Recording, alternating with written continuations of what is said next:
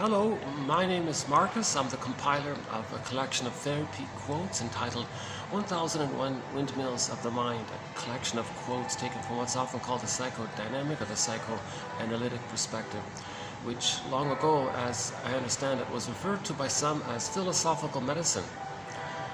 Because this perspective helps us to witness ourselves. It helps us to engage in self-reflection, self-awareness, so that we can realize more of our potential. Because a lot of our potential gets lost in childhood. Robert Bly's metaphor is that by the age of 5, so much of who we're meant to be, our true self, it gets lost in an effort to make a compromise to deal with the difficult situation when the mother is misattuned, malattuned, unavailable, etc. So the child will do whatever he has to adapt to his first environment. So just as in general we say that humans adapt to their environments, the baby's first environment is the breast mother. But if she is misattuned, how does the baby adapt to that?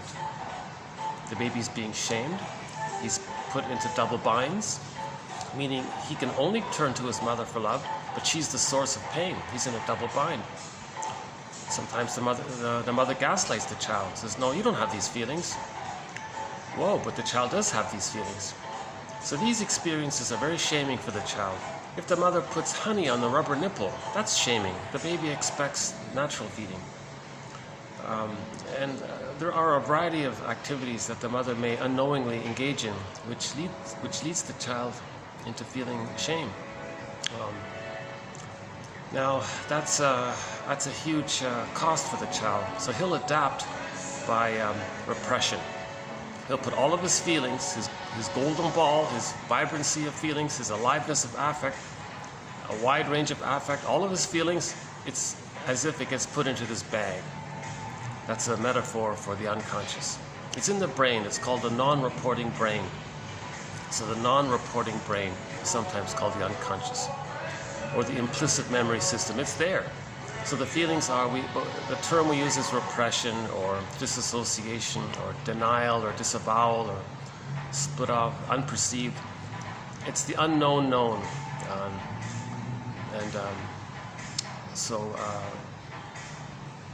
It means the child experienced it, but he doesn't perceive it or know it. But it's there in his system. It's in his non-reporting brain. Or as the metaphor, we say it's the unconscious. So Robert Bly's metaphor, it's like this bag. Imagine this bag that we drag behind us.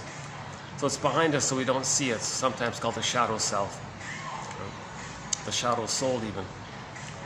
And if you were to amalgamate all of our disowned traits, including our feelings, into a character, into a metaphysical imagining of another character that possesses your own traits, that's called a double self, or the secret self, or the second self, or the shadow self.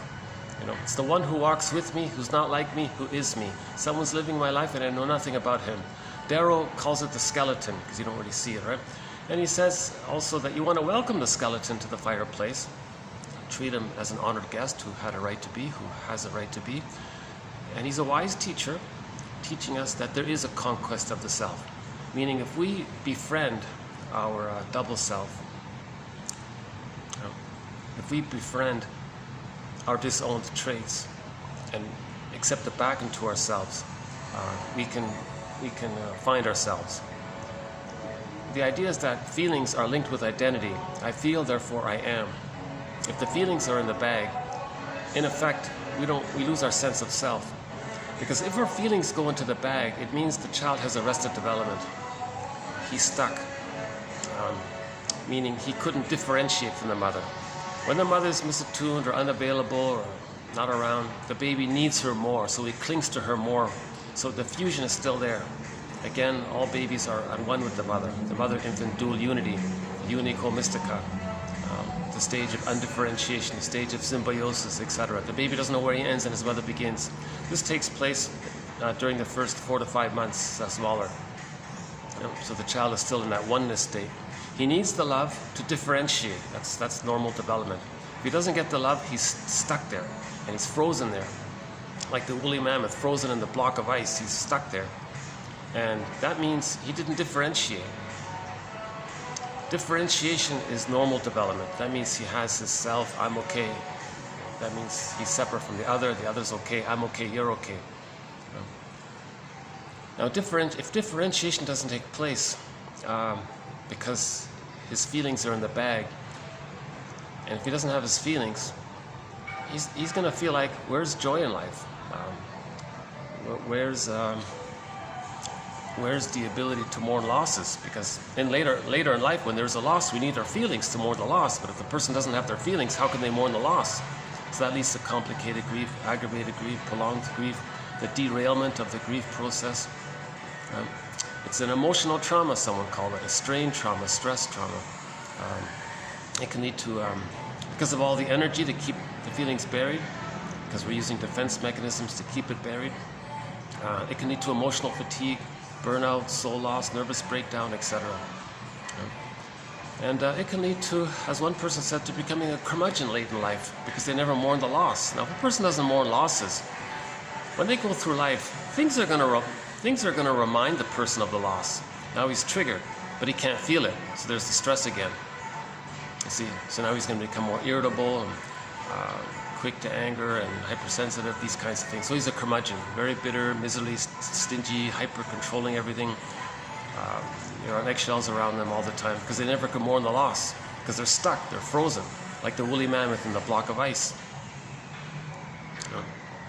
So the theory about the idea of being stuck is that the child creates a schema to record how he adapted to his first environment. That becomes a template that he refers to for his life. It becomes like a script for his life, a schematic drawing for his life. It's a traumatic script, but it helped him to survive, right? And that's all he has. So he's going to refer to that in his future dealings. At the same time, while he refers to that template or the schema, for example, one schema says dysfunction equals protecting mother. So he'll go through life being dysfunctional to protect the mother. So the idea around that is that the baby has feelings and needs. The mother's misattuned. The baby thinks, oh, mother, are my feelings bothering you? You don't seem to respond. You don't care about my needs and you don't respect me and see me. Is it bothering you? How can I help you? I need your love. So he adapts. He says, okay, I'm going to give myself up to make you comfortable. So one book title is called Do I Have to Give Up Me to Be Loved by You? So in effect, that's the child figures that he'll do that. So that increases his chance of pleasing his mother to have the connection with her. We all know the baby must have the connection to the mother, even if she's rejecting. No baby can make it on their own, we know this. So the baby must adapt, find some way to have some kind of attachment to the mother. If the baby thinks the mother has a condition, that she'll only accept the baby if the baby doesn't give the mother a hard time, the baby will do it. And he's stuck there, because that's a trauma. And when there's a trauma, it's pain. Just like the woolly mammoth is uncomfortable in the block of ice, he wants to be free. We want to be free. So that's, so when there's trauma, the idea, the theory of repetition compulsion is we're going to replay that scene of the crime with the mother into the present. So we're going to use the present, misperceive the present, distort the present, misuse the present, right? Assign people roles, fantasize that they are this or they are that, to accommodate the script, thinking that you can replay the scene of the crime with the mother in the present in your fantasy to see if you can have a better script, a healthy script. You want to undo that painful script and get a better script. It can't be done, of course, because there is time. Now, when the baby creates that script, it goes into his non-reporting brain. It's the timeless, that's timeless. The unconscious is timeless. So we're going through time, but the unconscious brain is with us all the time. In every new situation, we spin off that script. So Bergler's metaphor is that every neurotic is a music enthusiast, but he only has one record. Every time he sees a record player, he spins off that record. So in every new situation, we spin off the interaction with the mother that caused that pain. right? The pain. The baby had a feeling, had a need, it got rejected. In the present, he's going to fantasize someone else being a good parent, and he'll have high expectations, but they can't do it. No partner, no friend can do that. Now they might be so angry that the next best thing is maybe they're going to communicate what their mother did to them. So they'll see their shamed self onto the friend or the other person, identify with the aggressor, and then shame the person in the present to communicate that their mother shamed them. So that's the next best thing from their point of view, is they're going to express their anger at the mother for shaming them by shaming others. It's called a negative magic gesture. They're going to do it to others to communicate what was done to them. So in self-help they say, hurt people to communicate that they're hurt. Right? So in repetition compulsion, he wants to communicate what happened to him by demonstrating it. He'll do it to others to show what his mother did to him. Or he may have unrealistic expectations that others can meet their needs. They may coax them to try to do it or something. It won't work, of course. Nobody in the present can be the breast mother. That's a one-time deal. The brain is malleable in the first 3 to 5 years. Things get set there. Afterwards, you can't still think that the brain is so malleable like that. It's set. So the positive intention of repetition compulsion is to make us aware that there's trauma.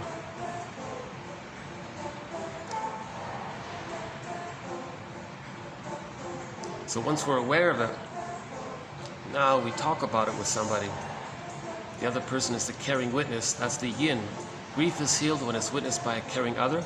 Our talking, our free association, we're mourning what we needed.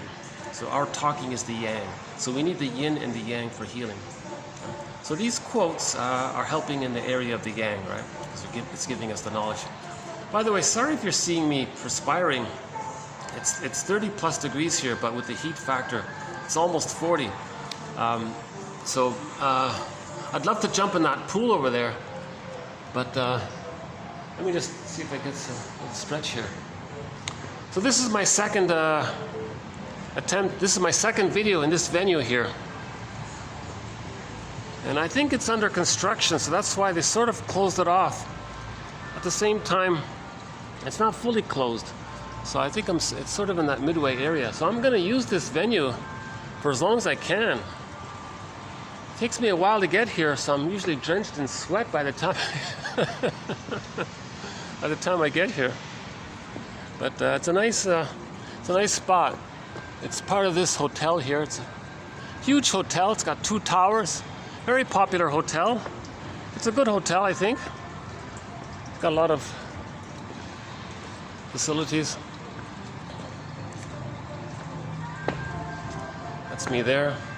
Lots of little art deco around, you know, the fans and nice tables.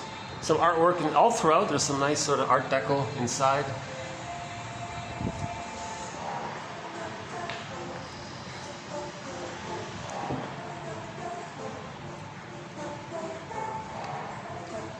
Oh, just got locked out here. Hold on a second.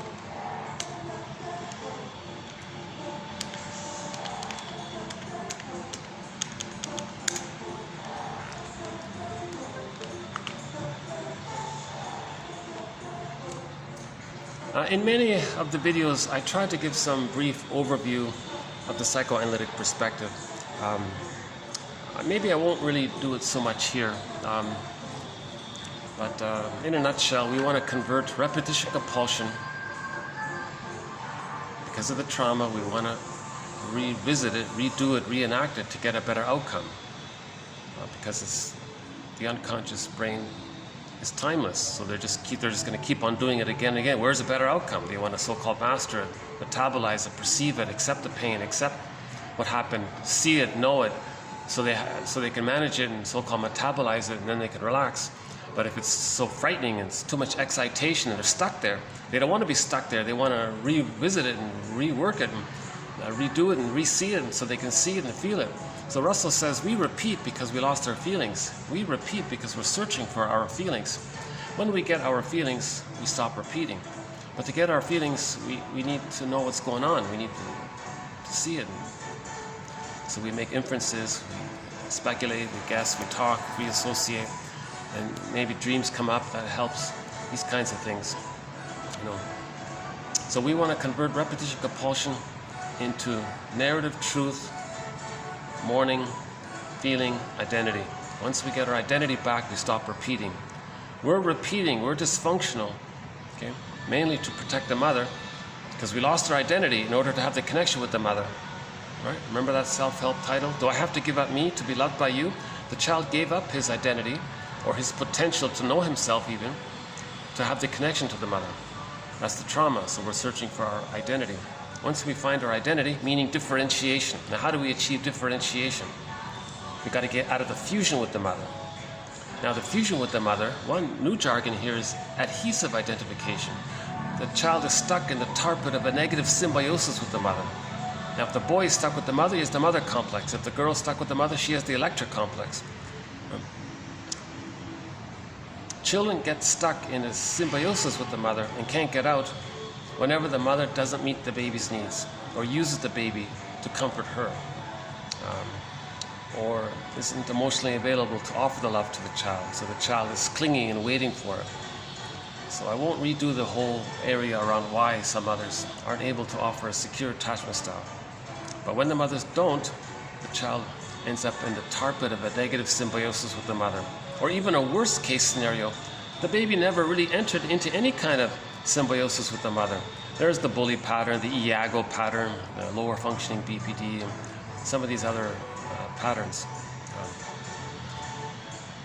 The person with the bully pattern is trying to recreate the symbiosis with somebody else, but nobody in the present, no lackey or whatever, can be the breast mother. So now they're going to be more forceful about it. They're going to be more forceful about it. They want to frighten people to do it. They want to scare people to create an adhesive identification. Because the baby would rather be bonded in a negative relationship with the mother than have no mother, you know. So the person with the bully pattern is trying to get that. They're trying to use the lackey as the mother. You know. It doesn't work. The boulder rolls down the hill, that kind of thing. So one case scenario is that the baby doesn't enter into the fusion with the mother. That causes the most severe personality patterns, right? The bully pattern, Iago one. He's the envy one who spreads rumors against others. He doesn't bother with, he's just so detached and schizoid. Very negative character. Now if the person does enter into the relationship with the mother, but he can't get out, it's painful. That's the narcissistic pattern. So they're not as concerned with survival issues because they have the mother and they've become the mother. So they feel safe. They feel very grand and important and all that. But they want to find somebody to shame. So the bully pattern sings the song, finds me somebody to control. The narcissistic pattern, one person with that pattern sings the song, find me somebody to shame. Because they felt shamed by the mother not offering a positive symbiosis, a loving symbiosis. He got a negative symbiosis and he's stuck there, so he felt shamed. He identifies with the aggressor, wants to communicate that the mother shamed them. So they want to find somebody to shame, to communicate that their mother shamed them. Again, it's called the negative magic gesture by Edmund Bergler, one of our mentors.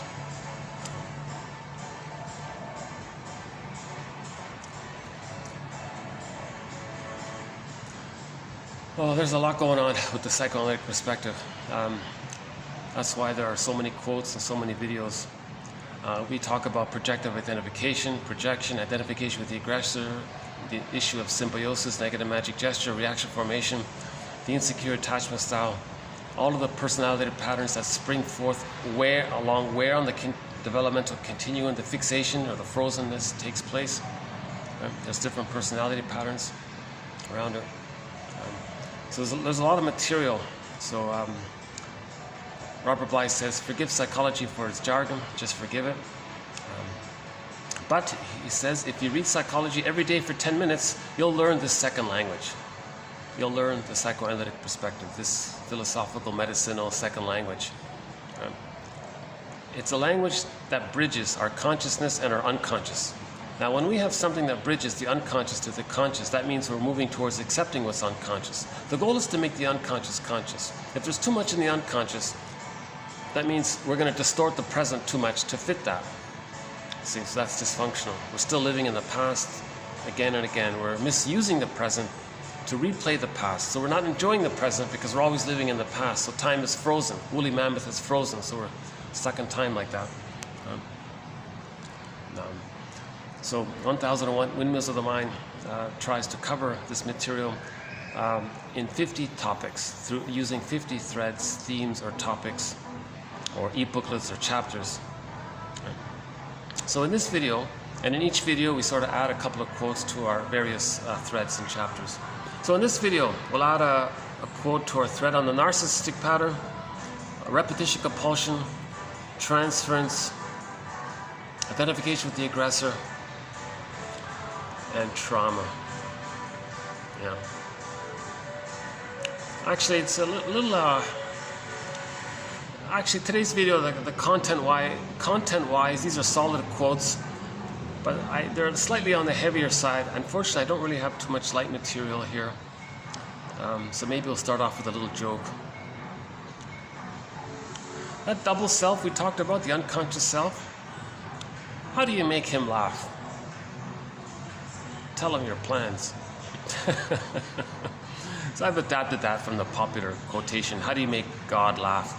Tell him your plans, and he's laughing. So I'm just at the unconscious, right?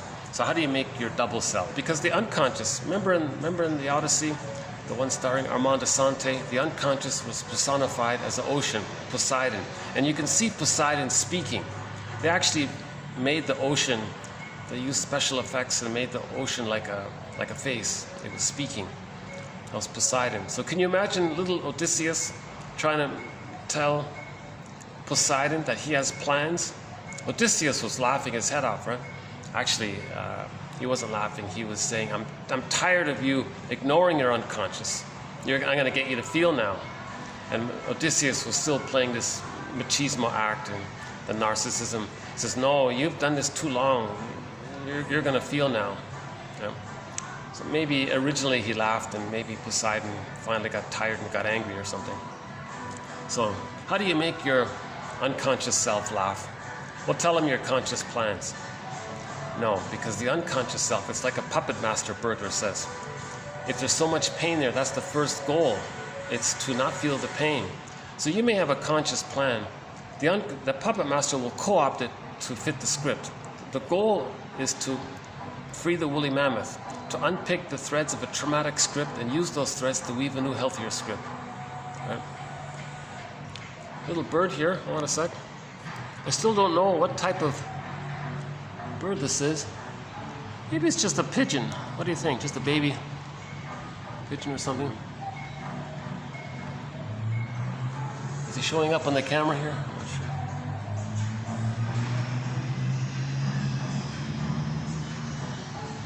Oh, that looks like a pigeon. Yeah, okay, that's just a little pigeon. Okay.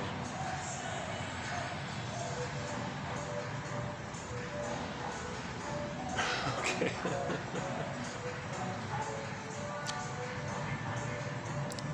Yeah, I'm a bird enthusiast. Yeah. Yeah, we have a quote about birds.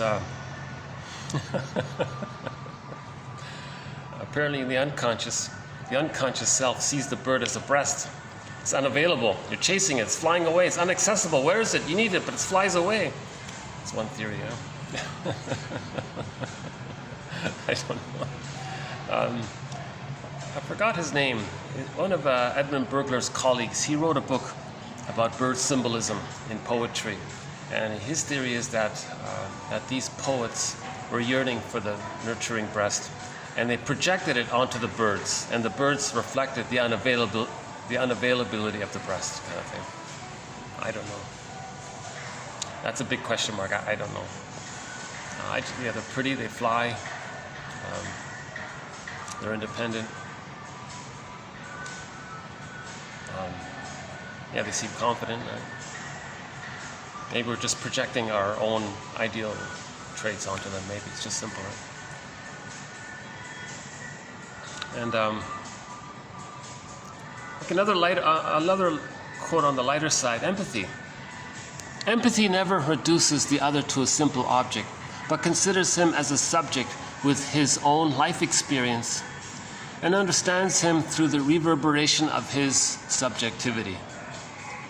That's not a bad quote on empathy. Empathy never reduces the other to a simple, quote, object, meaning like part object, right? Meaning with empathy, you see the person as a full person, right? You consider him as a person with his own life experience, right? He has a life. And you understand him through the reverberation, the vibrations of his own subjectivity, of him being a person. So in other words, he feels. So you recognize that he has feelings too. And he's a person, right? So people with the narcissistic pattern, for example, people with the bully pattern, the Iago pattern, they didn't achieve whole object relations. They only have what's called part object relating, right? The nipple, the breast, or the breast mother. It's just like a part of the mother. And it's just serving the baby. It's just there for the baby. That's called part object relating. If there's frozen there, they see things in that utilitarian way later on. Right? So they don't have empathy for others because they don't see the full subjectivity of another person. They only see people in the utilitarian way. Are they useful? Like the breast. The breast was meant to be useful. The placenta was useful. The nipple was useful. These are like useful for the baby. And they're stuck there. They still think in that kind of mindset. If they're useful, fine. If they're not useful, they don't care. So they haven't achieved whole object relations. To achieve whole object relations, they need differentiation. When the baby's loved, he differentiates. When he's not loved, he's stuck. Yeah? So he wants to get unstuck. We mentioned that image from the animated film Kirikou and the Sorceress. Little Kirikou was able to lift the thorn from the woman's back, and she was unstuck. A great image. I would say watch that movie just for that image.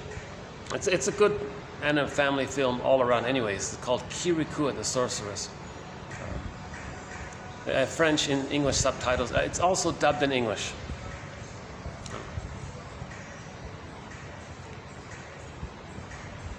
So how do you make your second self, your secret self, your double self, your unconscious self laugh? Well, just tell him consciously you're going to ignore him. Oh no, he's going to say. No way. It's very powerful in there. There's a lot of energy in there. Your golden ball is in there. Your pathway to the psychological birth is in there. Your ability to mourn is in there. The capacities of the real self are in there. To know your interests, to be creativity, to be able to make I statements. Then the marriage becomes like fine wine. So we want success in love and work. That's in there. So there's so much in there. It's very powerful. So your little narcissistic ego is going to say something, but there's way too much going. So one quick image is the painting Stepping Out by Roy Lichtenstein, called Stepping Out. That has won the 20th Golden Windmills of the Mind Award, that one there. Right. So we want to identify these schemas, these scripts, right? These working models. And they're pretty strong. These schemas are they're like carved in stone kind of things. So that's why they're hard to change. One schema says, don't be happy and you'll be connected to the mother. Now you have an image of the mother. Now you're relating to the internal mother. Okay? So now we say that dysfunction means being loyal to the internal mother, because you're still waiting for the internal mother to change her ways, to give you the love so you can differentiate. But now you're just talking to a memory that you created. Now this memory that you created of your mother is a monster image. I won't redo that here, but in the unconscious world, it thinks different. It's pictorial. It's Alice in Wonderland, fairy tale, mythological world. It's a vastly different world in there. Now in our brain, we have an image of a devouring monster that wants to eat the child, and we're trying to placate it all the time. One way to placate it is we look at the script. The script says, don't be happy, you'll placate the monster. So the person is dysfunctional throughout life to placate the monster image of the mind. So the recent videos, we talked about why the baby creates an image of the monster. I won't redo it here, it takes some time. Can I refer you to the past 2, 3, 4 videos we talked about that? No? Starting with that video with the song, the AC/DC song, about 3 videos ago. Yeah, if you start from 3 videos ago, all of I'm calling them the sweat videos. This is my fourth sweat video in a row. So starting with the first sweat video, we talked about why the baby creates these kinds of images. And now, right, and the script says, another way of saying it is the script says, dysfunction equals protecting the mother. Or placating the mother, we're kind of protecting her at the same time. Similar idea. The script says, if you want to feel, you're going to trigger the memory of mother rejecting you. That means you're going to feel the furies, the immense anxiety around that. So that's another script. So Masterson bases one of his axioms on that. It's called self-activation triggers abandonment depression, which leads to defense. So if the person wants to feel, that's self-activation, it's going to trigger the memory of the furies. The persecutory anxiety, the massive anxiety the baby would feel. If you were abandoned in the middle of a field with no mother, he'd feel immense anxiety. To not deal with that anxiety, he's going to deny it and maybe hallucinate that a loving mother loves him. It's called the splitting mechanism. He'll manufacture a hallucination of a goddess divine breast taking care of him. And he copes that way by manufacturing another mother and fantasize that that's his real mother, that his true mother is not, that's not his mother. It's a different person. That's called the splitting mechanism. So one schema might say, if you feel anxiety, just refer to that splitting mechanism, goddess and demon imagery. This all good, this all bad. It keeps things very simple. Right?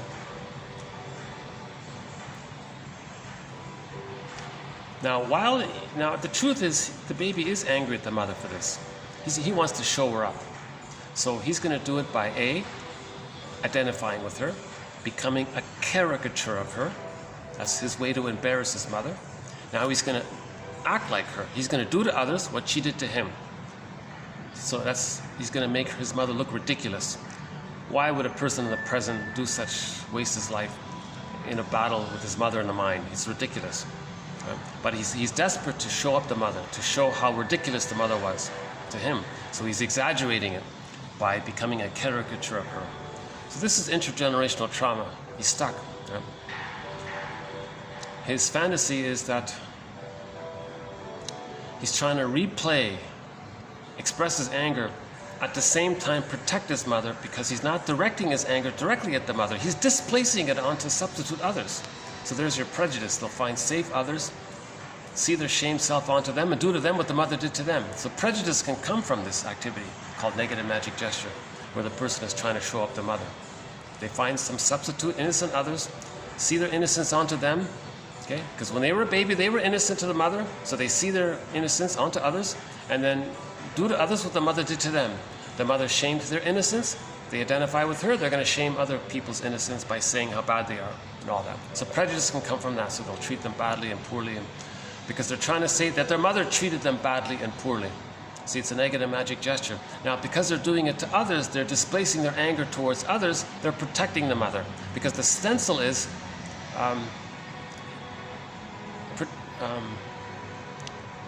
dysfunction equals protecting the mother. So it's prejudice is dysfunctional. You're distorting reality. What if the other person is your friend or something, and you're going to lose your friend? That kind of thing. Lots of examples in that area. Major thread, psychology of prejudice. Major thread. Oh boy, we've got a lot of great quotes on that thread. That's a whole chapter. The psychoanalysis of prejudice. Huge one.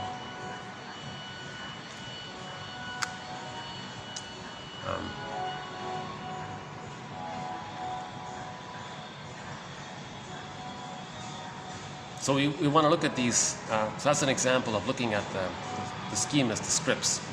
Name them. Okay, so one is dysfunction equals protecting parent. Another is, if one were to self-activate, it would trigger the abandonment depression. Okay. And then the person, because of that, is going to use some defense mechanism. Binge eat, deny, blame others. Endless list, right? And so on. So that's part of the psychoanalytic perspective, is to identify these collusions. In the next video, we have a good quote about this idea of collusions.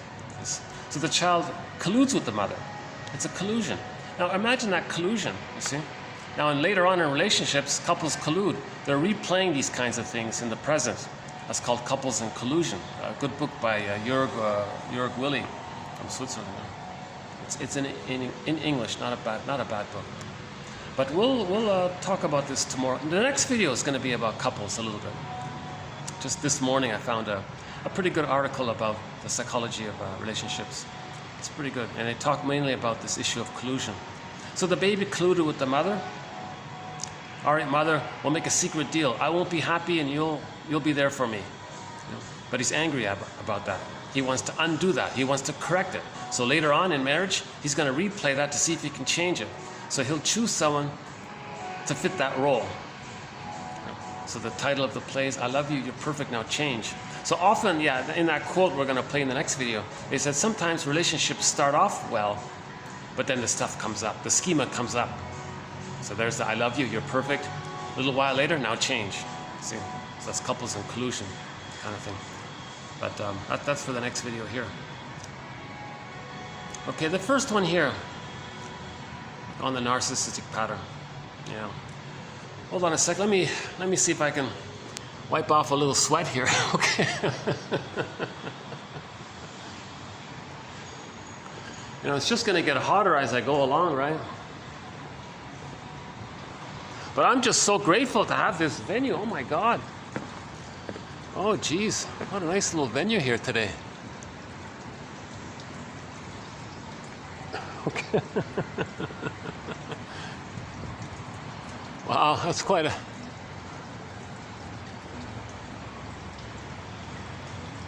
There must be some other pool. This can't be the only pool for this massive hotel complex. This must be some little mini one. The main one is probably up there somewhere, yeah?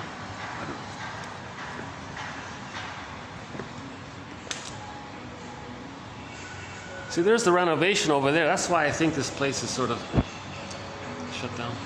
Actually, let me cool off for a second. Hold on a second. Let me see. I can cool off by going inside.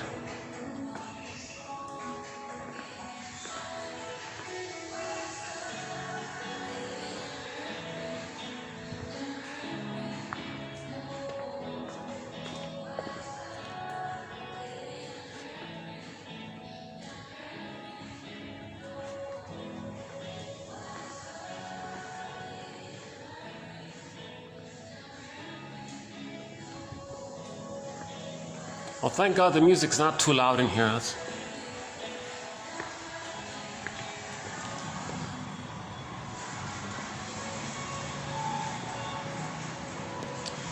this hotel is reasonable with the music. It's not blaring like the other one.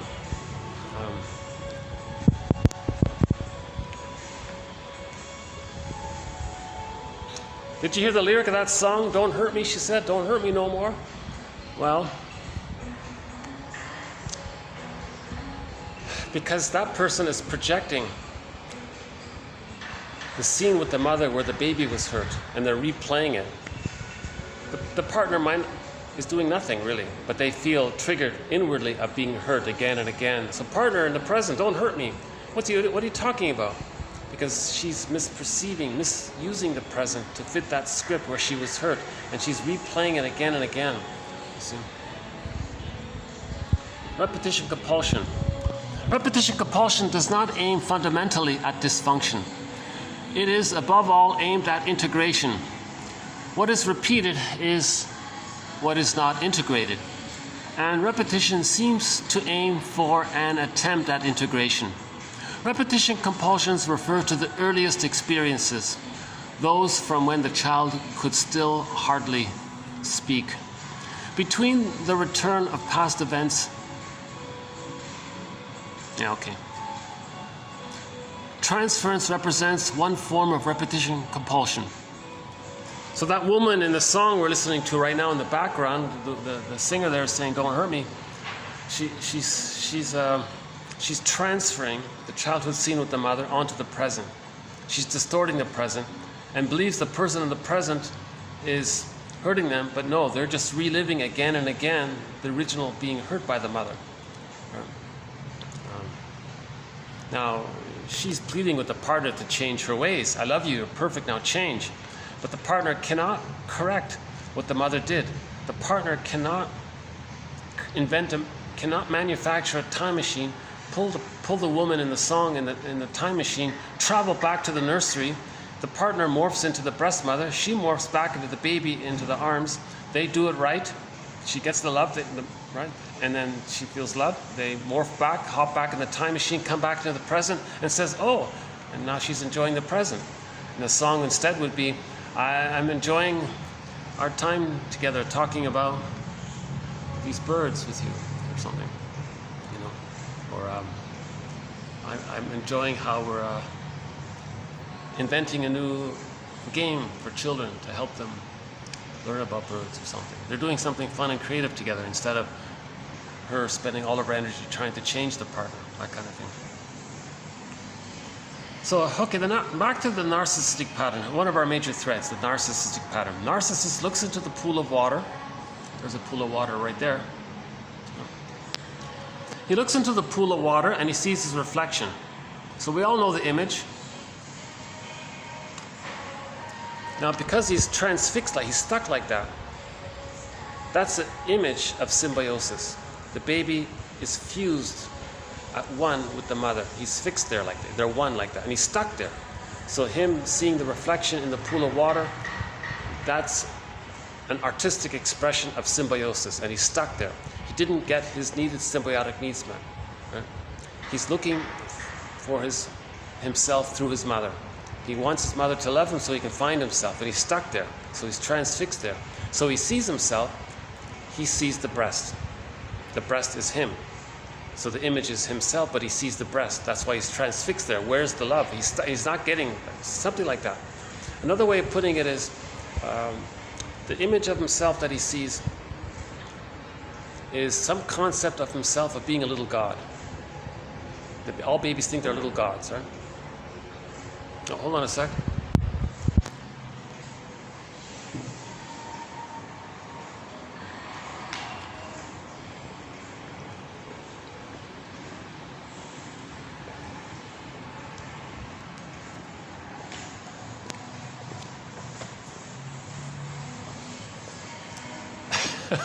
Okay, I have an embarrassing confession. I thought I was just going to sneeze for a second.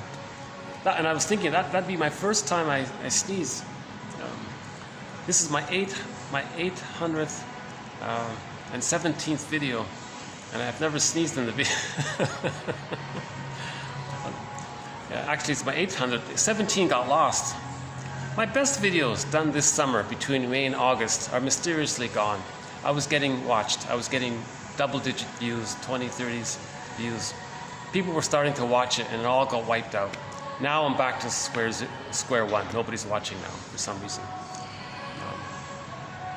So I'm trying to get back the momentum, see if I can get back my little audience there, see if I can build on it. These are great quotes. I'm not saying my commentary, my discussion is great. I'm talking about the quotes are great. If you click the see more link, you'll see all the quotes there. I think the quotes are great. My commentary is my effort to learn it myself. The best way to learn is to teach, they say. I'm not a shrink, I'm not a therapist, so I'm limited in offering help that way. You see my anxiety. If shrinks are too anxious, they can't be a shrink, obviously. If the therapist is more anxious than the client, it's not going to work, right? So my stuttering and my stumbling as I speak is a sign of my anxiety. My sweating is a sign of my anxiety, obviously, right? So the narcissistic pattern, one theory is, so number one, it's the unresolved symbiosis. It's stuck symbiosis. Number two, the baby thinks he's a little god. He looks into the pool of water. That image is a symbol for his concept of him being a little god. So he's going to chase that. That's his identity. So that infantile megalomania, that grandiosity, it's all about him, so important. Everything is just part object relating. Everything around him is just there to serve him. Okay? He's chasing that. That's his identity. He's taking refuge in that grandiosity, infantile megalomania. So he spends the rest of his life chasing this phantom image, this phantom glory. Karen Horney calls it the search for glory. It's this phantom glory The baby had this glory of being a little god, but it was an image. It was a phantom image. It was a mistake. He wasn't a little god. There's the whole big irony of it all. The baby wasn't a little god, but he just thought he was. And he's chasing that. And the narcissistic pattern is they're chasing that. The Peer Gynt story, the Don Juans and all these characters. They're chasing all these greedy, selfish, don't care about others. All these types, they're chasing this infantile megalomania one. The bully pattern, Iago, all of these characters. They just think it's all about them. Others just, they're still in that dynamic of the relationship of them at the breast or them with the placenta. Just serving them, taking care of them. They don't have to give or share or love or care. Love and gratitude haven't entered the psychological picture yet for the narcissistic pattern and those other patterns. They're still in that taking in mode, the receiving mode. You see, that's why they're so selfish and greedy. And so the greed is insatiable. It's endless. It's Sisyphus. It doesn't work, right? Now the positive intention is to replay this, what caused that script. So they're greedy to see if they can get a better outcome from the mother. But in the past, the mother was misattuned. In the present, nobody can offer that attunement that they needed at the breast time. That's what they're going to try again and again because they're in constant pain, the constant search for healing. So just the greed is that cycle like that. It doesn't work, right? They have to see their behavior as a mirror and then talk about it. Convert repetition compulsion to narrative truth. The truth will upset you free. The upset part is the mourning part. That's the mourning is our feelings. The feelings are identity. So we want to convert repetition compulsion into our identity. You see. So the narcissistic pattern, right? He's searching for this glory, this phantom glory that he had once as a baby, and he's spending the rest of his life trying to get it back. But what's he getting back? He's getting back this phantom image. So that's why it's a delusion. It's a hall of mirrors, they say. It's the solipsistic hall of mirrors that he's chasing all the time. Doesn't care about others. Others not there. That doesn't mean anything. If it's useful, fine. But you see, and that's his identity. If you question it, he gets narcissistic injury, narcissistic rage, because that's his identity. So this is sometimes called a false self. So he thinks this false self is the true self. He thinks this idealized self, this glorified self, this ego ideal self, that's his true self. No, it's not. It's a phantom image of himself that he had as a baby thinking he was a little god. That's not it. Right? He's chasing a false self. That him having it and him chasing it, that's all the false self. You see? It's like a hall of mirrors. And that's why they don't care about others, because they haven't reached empathy yet. In order to reach empathy and gratitude and the more human emotions, he needed the love from the mother to leave the mother. He never got that love, so he's stuck there, and the main emotions are hate, greed, envy, spite, vindictiveness, schadenfreude. Right? Now, because he doesn't have his feelings, that's melancholia, pathological mourning, complicated grief, that's pain. He's going to mask it over with the manic defense, the search for glory, right? So he's going to search for this perfection where he's always one up. Now, the schadenfreude is because that's his only pleasure. The mother got some kind of comfort by the baby's presence and the baby adapting to accommodate the mother. She felt better by it. He identifies with the aggressor. Okay. Now, the baby sacrificing himself to please the mother, that was shaming for him. He identifies with the aggressor, shames others, not only to communicate that he was shamed by the mother, but to get that schadenfreude feeling that the mother got, because the mother felt better when she shamed the baby. So that's his sense of pleasure, to be negative like that. So he's very pessimistic, very cynical, sardonic humor, dark humor, black humor, all these kinds of things, right? So all this is an aberration. Cynicism gratifies infantile megalomania. So cynicism is a mirror of the narcissistic pattern. I'm not talking about the occasional joke or those kinds of things. We're talking about like an enduring, constant kind of pattern. The people who are constantly engaged in bitter banter, bitter speech, that kind of thing. A narcissistic pattern. So this first quote here offers one observation about why the narcissistic pattern takes place. He didn't get his needs met. His needs were to be seen, heard, and to have his feelings accepted. Right? If we are not heard, we do not hear ourselves. If we are not seen, we do not see ourselves. If not felt, we do not feel ourselves. Narcissistic disappointment. Incorporation of the object as a result. The ego tends to assimilate, that is to say, to act as if this came from the self. Now he's doing it to himself. And particularly, if it found itself powerless in the face of what it was confronted with. Now he's going to self-generate it within himself. Now he has narcissistic identity suffering. Narcissistic suffering that threaten a person's sense of identity, and which I propose to call narcissistic identity suffering. Narcissism presents itself as solipsistic, self-generated, and as having made itself all by itself. Now this is related to this is adhesive identification. Lies at the root of non-differentiation between self and object.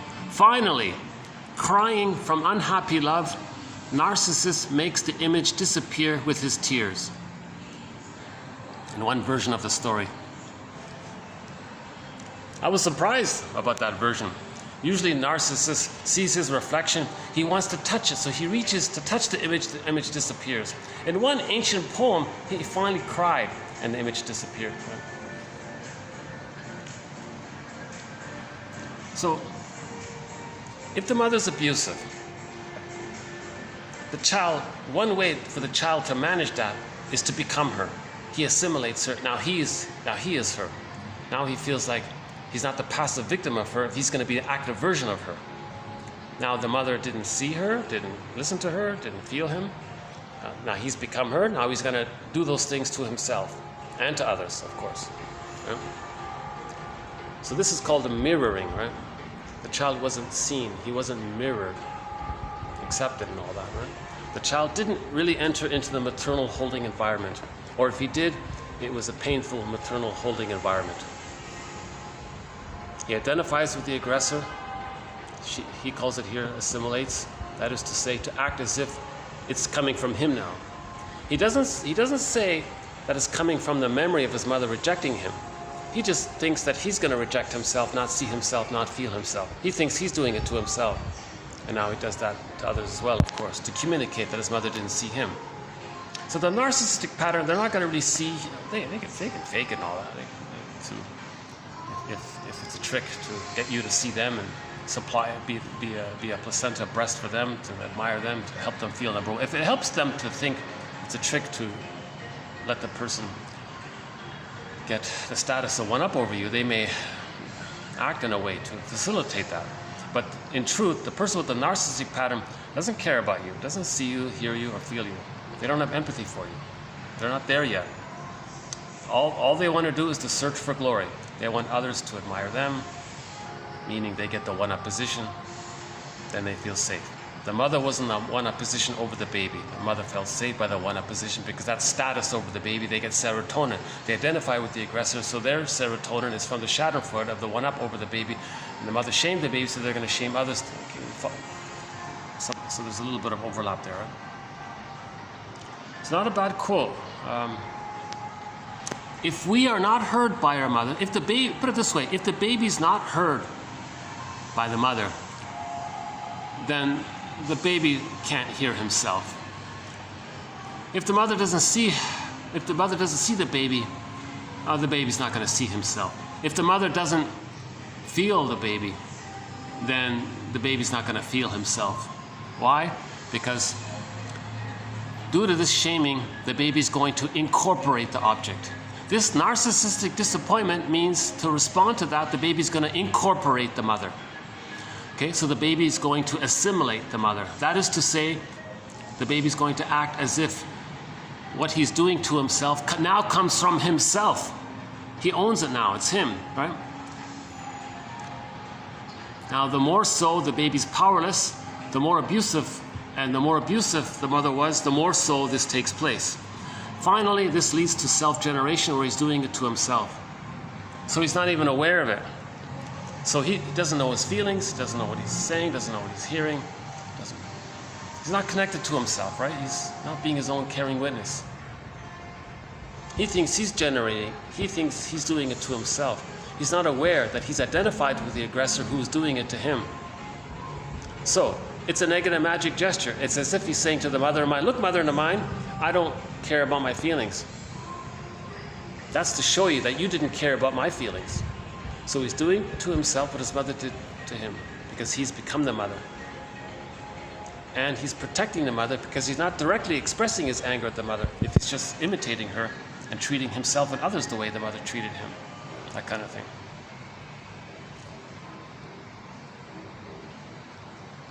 And this is all of the mind, so solipsistic, hall of mirrors. The baby is in a negative identification with the aggressor, adhesive. This is what does somebody call it?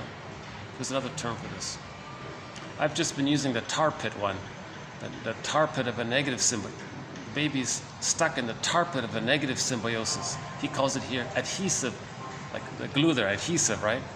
Adhesive identification.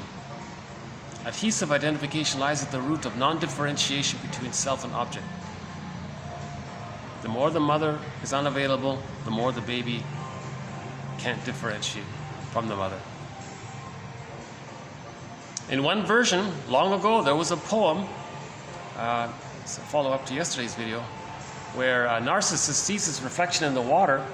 One time he cried about it, because he finally got in touch with his misery, his narcissistic, what's it called again?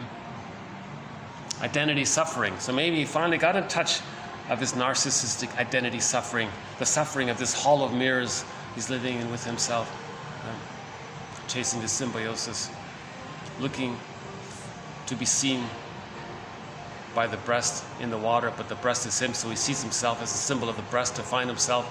Finally, this narcissistic suffering, he cried about it, and the tears took away the image. So maybe that was a sign of healing then. Maybe things got better at that point. I should look up that poem. Yeah. That's the first time the narcissistic poem offered some kind of hopeful idea. Crying from unhappy love, narcissist makes the image disappear with his tears. Okay, now that's the first time I've come across some kind of positive reference to the narcissistic story.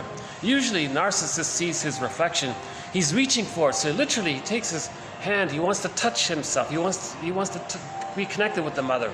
Mother, love me. Right? And then the image disappears. Oh, mother's gone. You see, that's usually what they say about it.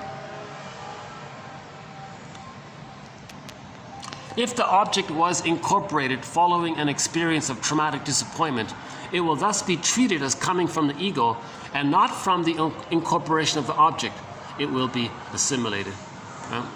Now, the hatred that emanates from the subject and is directed toward the object, as well as its reversal against the ego when it has incorporated the object.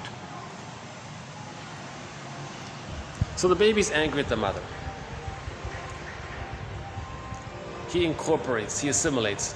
Now, he's the mother. But he's angry at the mother. Now he's angry at himself because the mother's him. He's angry at the mother, but the mother's him, so he's angry at himself. That's called melancholia.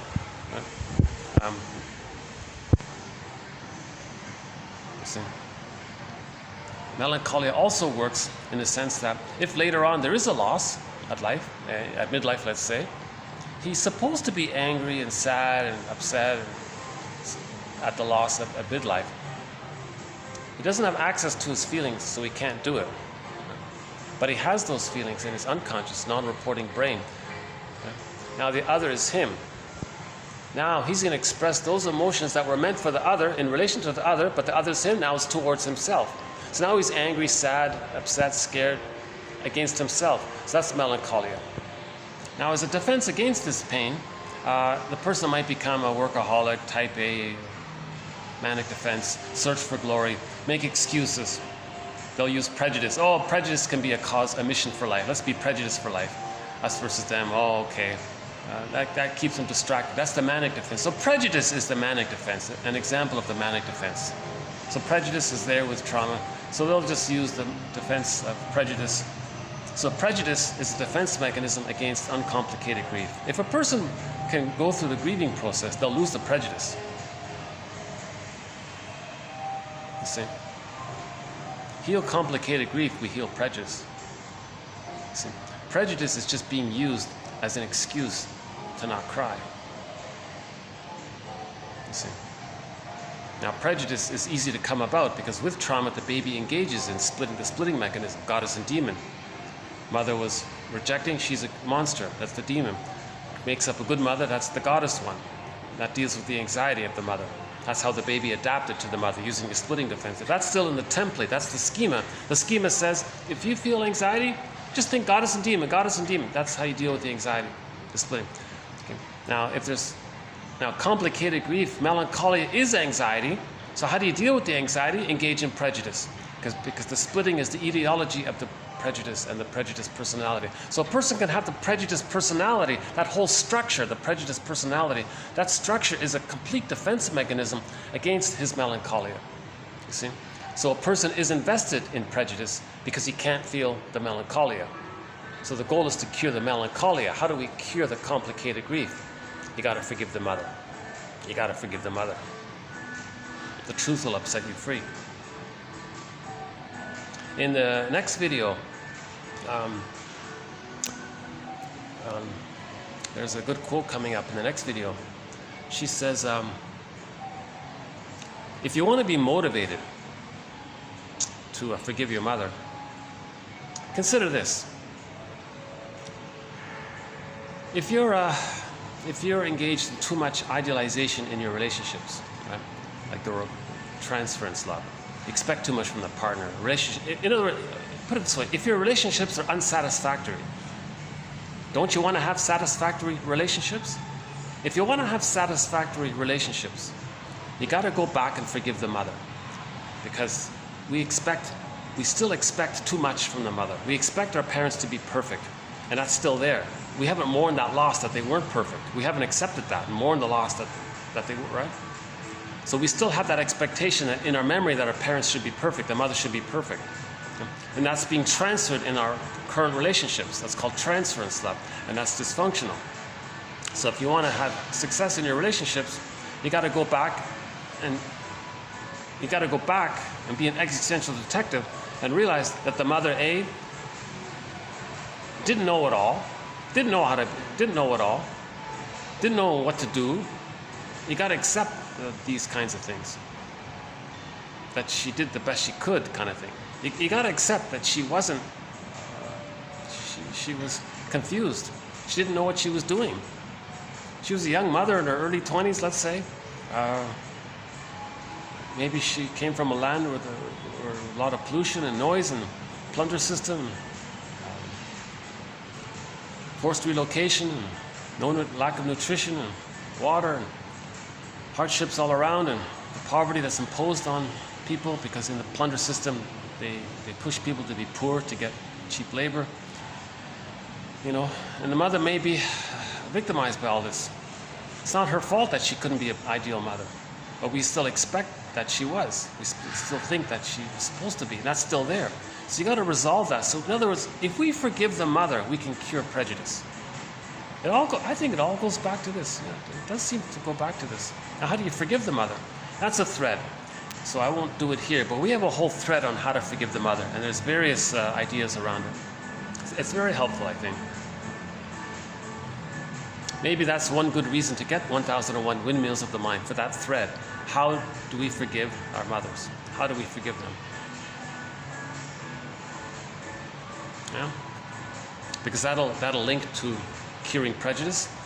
That'll link to curing uncomplicated grief. That'll link to curing the fusion there, the adhesive identification. Now we can differentiate. So that'll link to differentiation.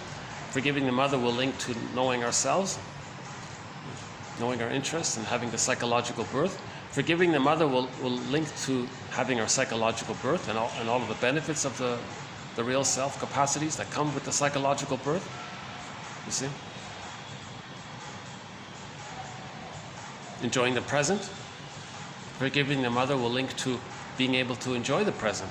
because when we forgive the mother, we'll have our feelings back and we can enjoy the present.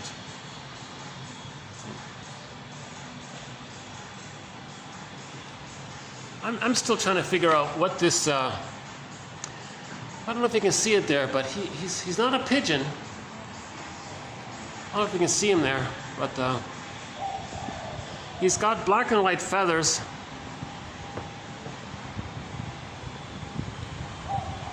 He's not a partridge or something.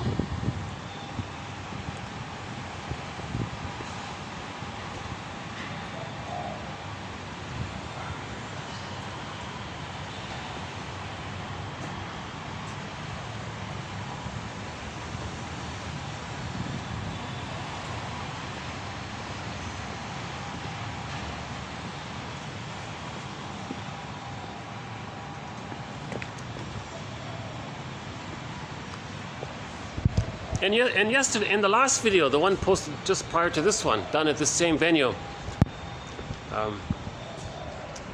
we talked about how to make I statements. Susan Campbell's rendition of an I statement. My acronym for it is if, O-F-S-E-A, and then if. So when we forgive the mother, we learn how to make I statements. That means we have successful relationships, and our relationships become like fine wine. So if you want your relationships to become like fine wine, you got to forgive them. That's a huge thread. I think that's a key one there.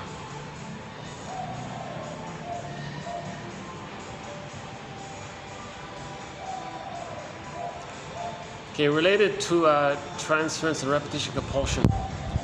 Between the return of past events enacted in the transference and remembering stricto sensu, there is already one form of resistance, an enacted form of the return of the past event that does not enable it to be experienced as memory. Okay, so he's just basically saying, when we repeat the past and the present, often it's not helping us to remember the past problem. So that's the resistance. So the act of repeating the past, turning the present into a new edition of the past, transferring the past into the present. The act of doing this is in of itself a resistance to remembering the past. But at the same time, it's experimental recollection. So it's sort of a both and. Either we repeat and don't remember, then we repeat and don't remember. It's like Sisyphus. At the same time, if we recognize that we are repeating, that means we're trying to know that there's trauma. That's moving towards memory, recollection, right? So just a good point there. Just a reminder that transference is a defense against remembering. Oh, here's that one about if a relationship starts off well, and why does it suddenly go awry? This one here. Oh, here it is here. A relationship that begins well may be disrupted by a tendency for the individual to bring about circumstances which resemble the point at which things originally went wrong between mother and child. This form of repetition may be an attempt to achieve reparation of the past by entering into a similar situation with the hope that something can be repaired and changed. The hope is that a different outcome can be achieved, but the repetition can result instead in reinforcement, compounding the inability to recover from the painful sense of loss derived from the disruption of the primary relationship. There is bitter preoccupation with the failure and a tendency to anger and resentment in the repetition of it in later relationships. This will emerge in the transference with such clients where the analyst is perceived as failing in the same way the mother had failed. Okay, so the greatest hurt of all, mother failed me. So you enter into a relationship, there's promise and hope there, but you're going to replay how the mother failed you. It doesn't work, now you think the partner failed you, so you're re-triggered. Now, that's stress on stress. Now you're adding more cortisol and adrenaline to the system, and it can have a snowballing effect, because the next time around, you're more sensitive to people disappointing you. So that's a good quote there. Psychic injury can occur during childhood development when serious disruption occurs in the primary relationship between mother and child. For example, where a mother fails to bond to her baby. Psychic injury, right? So this is called attachment failure. Attachment failure. Either there's no real attachment, usually there's some kind of attachment, even if it's based on a lie. There's something there. If there really is no attachment, that can lead to the crime later on. So Edmund Burglar's theory is that if there is no attachment later on, and the mother wasn't even impressed that the baby was angry and upset at not getting an attachment with the mother, then later on that can express itself in the crime. Because in the crime, now he has some delayed reaction to having a connection to the mother if the world responds to his aggressive, rude behavior. So that was done about 2 weeks ago, that one there. We played the song Ma Baker, that one there, that video there. Actually, ironically, that video got 20 plus views, that one there.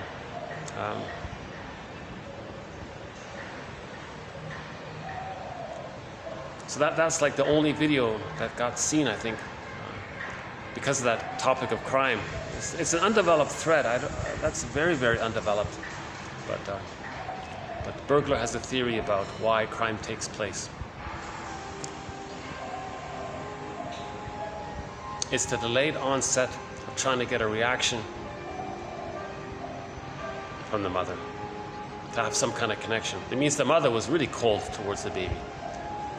The mother was a refrigerator mother, right? Really cold towards the baby. So that could be crime from that.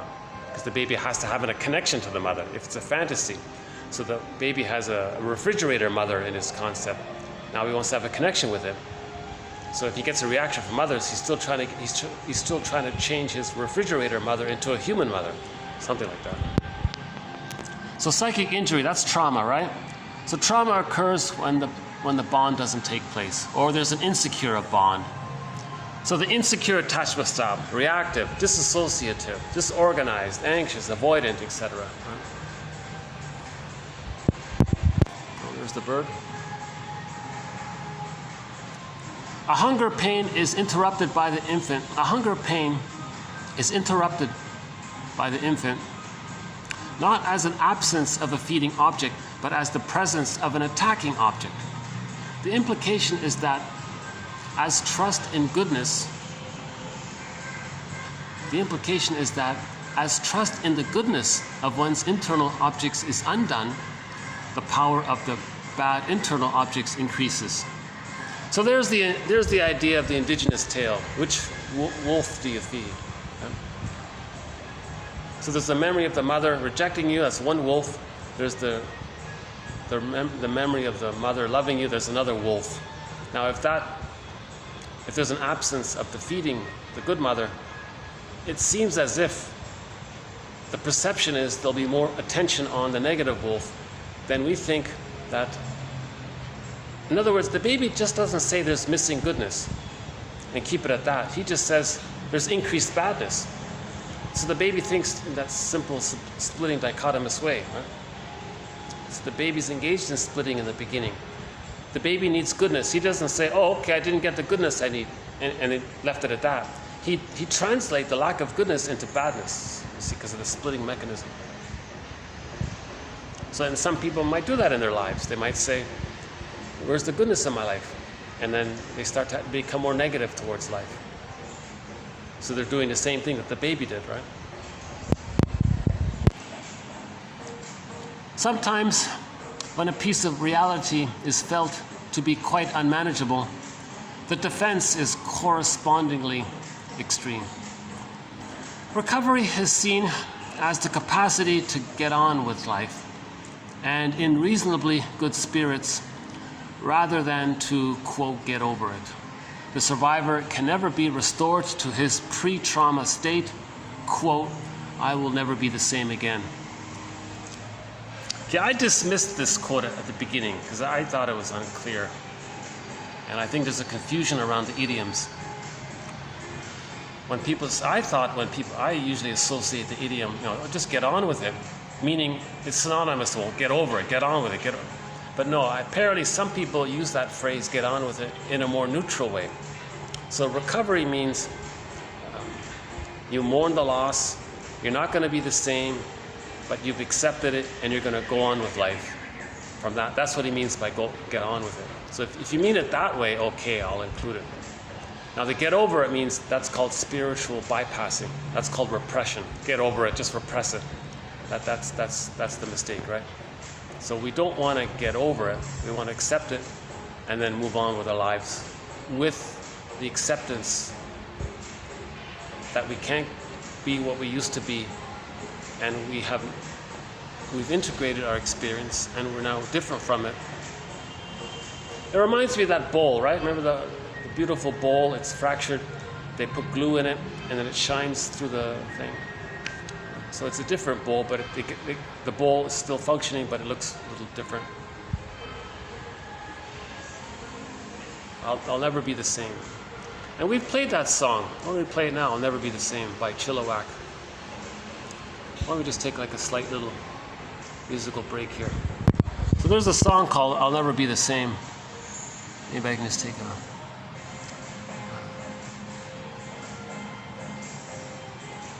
Is that it? Oh, here it is.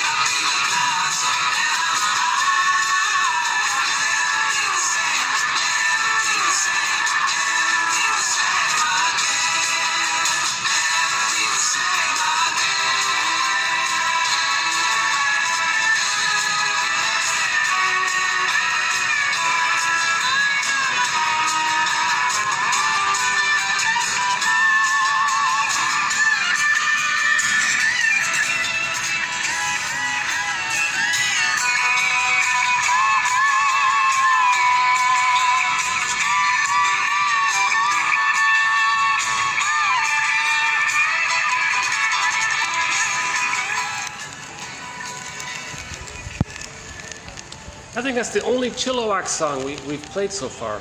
Maybe next time we'll play some other ones. Oh yeah, he's got a song called Communication Breakdown.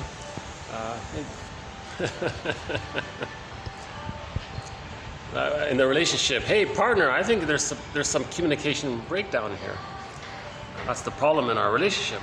We're not communicating. It's not a great song, but it's okay. So let's go back to our quotes here.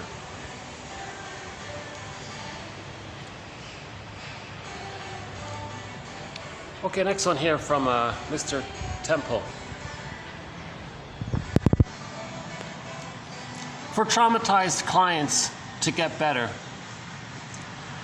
the knowledge and the memory of the events they have suffered may need to become part of and integrated into the individual's conscious existence through being worked through instead of being walled up in some avoided area of mental activity. Their meaning for the individual has to be discovered so that the individual's response makes sense to him or her and can be thought about, rather than the traumas being dismissed as bad luck, a meaningless accident, or fate. So yesterday we had that quote about trauma. It's in an enclave. It's hidden deep in a cave, and in the cave there's another hole down a tunnel and another cave. It's like the trauma's way down there like that, and it's bothering us. So my understanding it is with free association. So you're talking to your friend, he's the carrying witness, you free associate, things come up, then you get dreams, then you're healing, you're facing stuff, right? And then you want to reflect on the dreams, and now you're moving towards accepting and integrating it, rather than keeping the pain repressed and then brushing it off. Well, that's life, that's fate, that's accident, meaningless. These.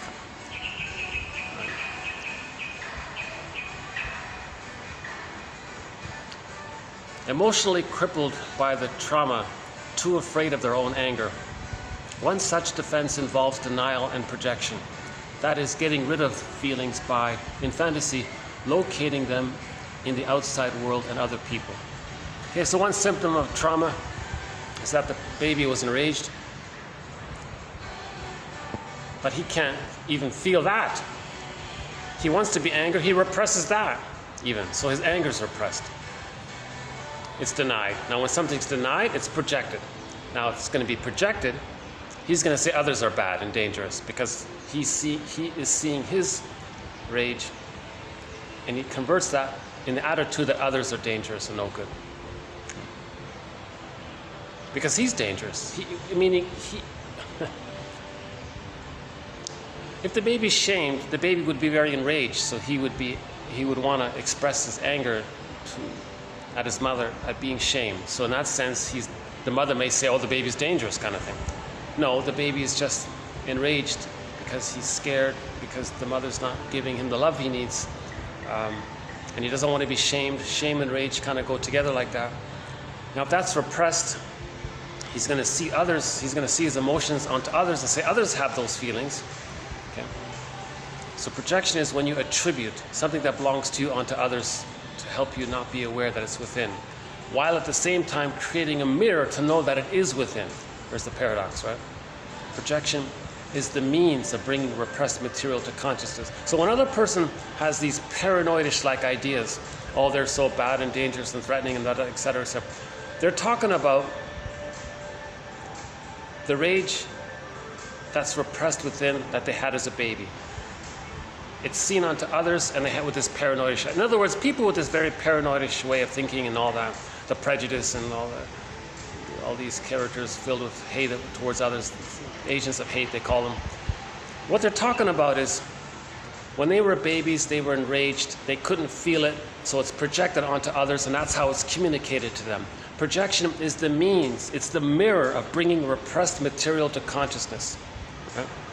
So this is a very good quote to add to our thread on projection. This one right here. Again. emotionally stunted by the trauma, too afraid of their own anger. This leads to denial and projection. That is, getting rid of feelings by, in our fantasy, locating them in the outside world and onto other people.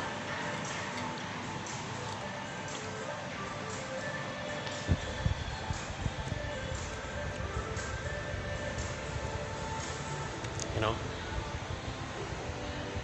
I know some people who are very peaceful and easygoing and relaxed and kind of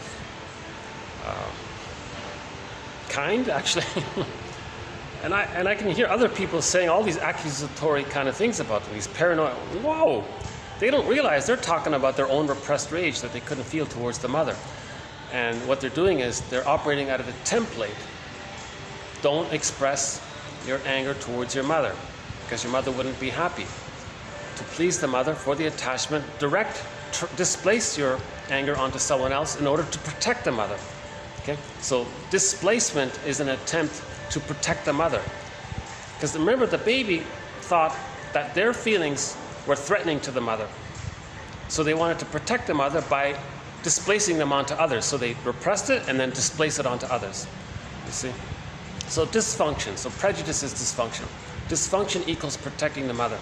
Okay? So TQ 2293, there's a self-help exercise. Whenever you're feeling any kind of anger or judgment towards others, right, just realize that you're protecting the mother by doing that. So take that and redirect it back towards the mother. Because now we're adults, we can change the script. We can update the script.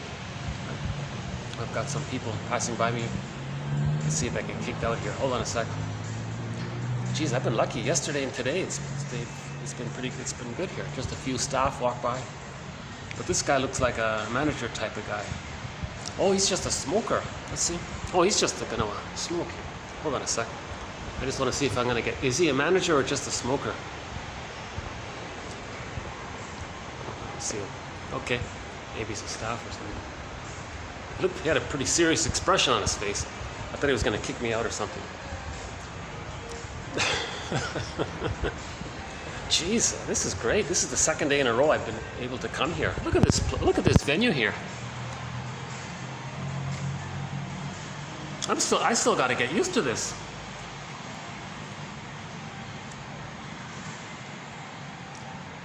I'm so used to all these interruptions and bouncing around, and I've sort of worked it into my presentation here. I've got to get used to this kind of thing. It's like maybe it's just part of this renovation thing that's taking place.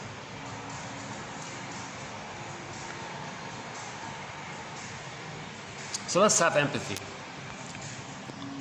Empathy never reduces the other to a part object, but considers the person as a person with their own life experience. So the mother had a life experience. Okay, so let's have empathy for the mother. The mother had a life experience. What kind of life experience did your mother have and your father? Right? Now understand that the subjectivity of your mother reverberates through her. In other words, she feels. Right? So we're trying to see our mothers as people. Right? Confused. If the mother had an insecure attachment style herself, she's not going to offer it to her baby. Two things usually are going to happen, according to our current working hypothesis. Is the tendency seems to be, at this stage in our understanding of the psychoanalytic, two things are going to happen. The mother who didn't get a secure attachment style is not going to be able to offer a secure attachment style to her baby. She's going to do two things out of that. Number one, she's angry. She's still angry at not getting a secure attachment style from her mother. So she's going to be a caricature of her mother and not give a secure attachment style to her own child, to show her mother what she did to her, as if to say to her mother to mine, look, mother to mine, my child here, your grandchild, I'm going to be just like you to show you what you did to me. I'm not going to give your grandchild a secure attachment style because I'm now a cartoon version of you. I'm not going to give it to your grandchild because I want to show you what you did to me. this is my attempt to mirror you and give you what you wanted.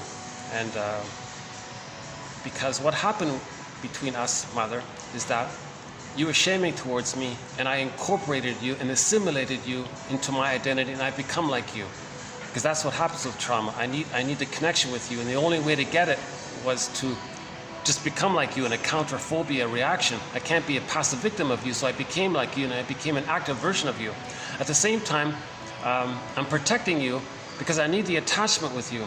You see, so I'm not going to directly express my anger at you because I am you, and I can't. That's melancholia. I can't. So I'm going to displace my anger towards you onto the child.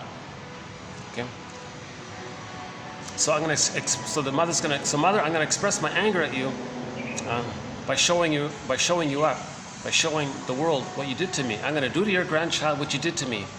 So I'm expressing my anger at you, and I'm protecting you because I'm not directly displacing my anger at you. Okay?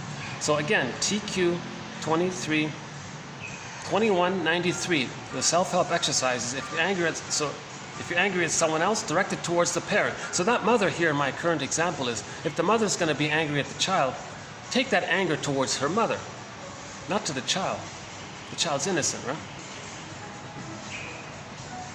So the mother's got to recognize that when she was a baby, she was innocent, and she's angry at her mother. Don't show the mother. Don't sacrifice. Don't suffer the baby in this battle with your mother in the mind. Because who are you battling with? You're battling with the image of the mother. Now that image of the mother is a devouring monster. That's a pretty tough battle to go against, right? And the person's going to do it to have the connection with her. See, the template is, don't sacrifice yourself for the connection. But you're angry, so they're going to shame the baby to not express the anger. Oh my goodness. So this assimilation, this adhesive identification, as I currently understand it, is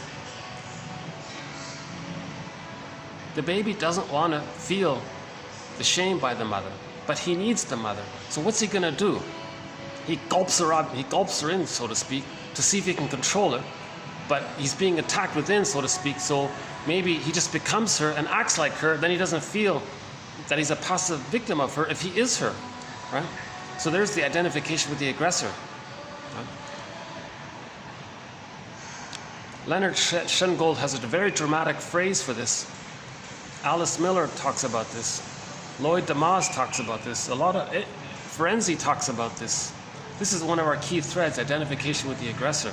This is a very desperate maneuver the child makes to do this. They never know themselves. Their true self is frozen, the woolly mammoth. Okay, so that's one thing the mother can do. It's called a negative magic gesture. She's going to shame her baby to communicate that her mother shamed her. Okay. Related to it is identification with the aggressor, due to the attempt to have the connection, due to the schema to protect her, due to not being a passive victim of her by being an active version of her, due to being a caricature of her to show her up, to be angry at her while she's protecting her. So that's one thing that takes place. A second thing that can take place is that the mother, who never got a secure attachment style, when she finally has a baby, she might say, "Whoa, at last, aha, now I have a mother." She's going to convert the baby into her mother. She's going to say, "I'm going to manipulate this baby. I'm going to brainwash this baby. I'm going to condition this baby to respond to me, to respect me, to listen to me, to do what I say, to be there for me, to comfort me, to be my teddy bear, to be at my beck and call." She can do it. She can convert the baby into someone who's going to take care of her emotionally. Right?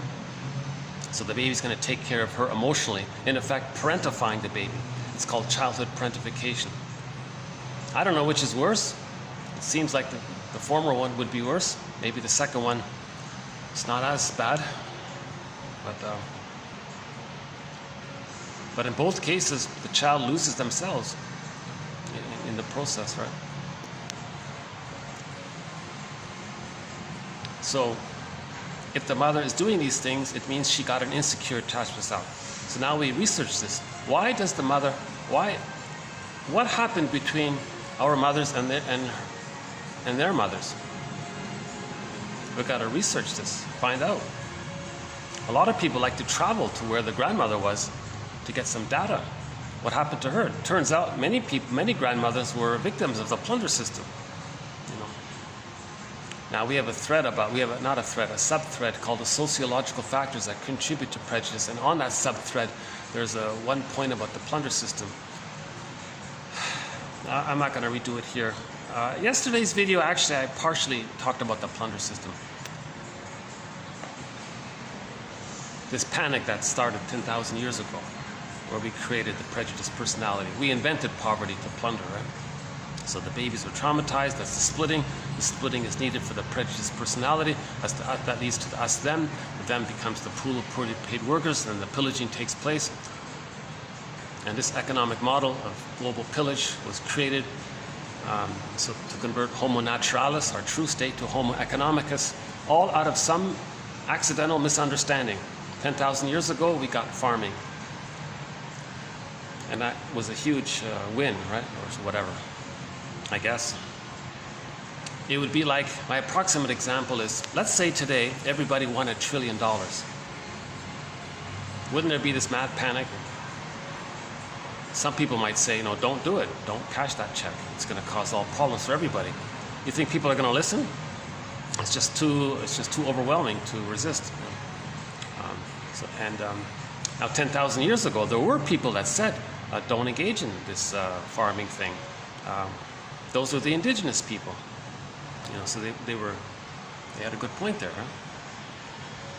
Because we're destroying the planet for a quick buck as a result. It took billions of years to make this planet. It's estimated that Earth can still stay around in a habitable state for another 24 billion years. The theory is that the thorium in the Earth, in the center of the Earth, this thing called thorium that heats the Earth, each thorium cell can last 24 billion years or something like that. So they estimated that, someone estimated that the Earth can be livable for humans for 24 billion years. So it took billions and billions of years to get to this place, and it's going to be around, it's meant to be around for another billions and billions of years.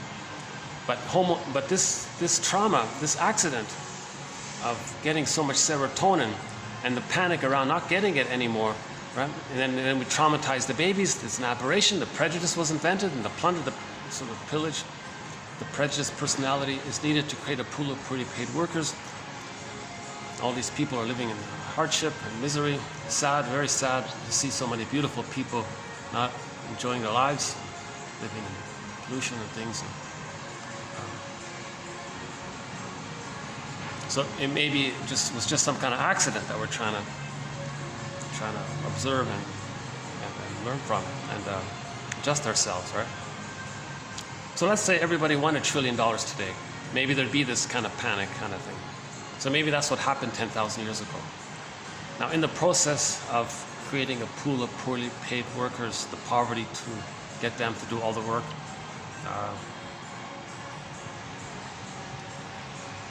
it's fueled by the baby being traumatized. When the babies were born, they were removed from the mothers. They're traumatized. The baby adapts to that trauma by creating this splitting mechanism. In the brain, the imagery is goddess and demon. That's how they dealt with the anxiety. Now, anytime someone says to you, do you feel stress? Just think in goddess and demon terms. That manifests as us or them terminology. So that's the technique of the plundering, right?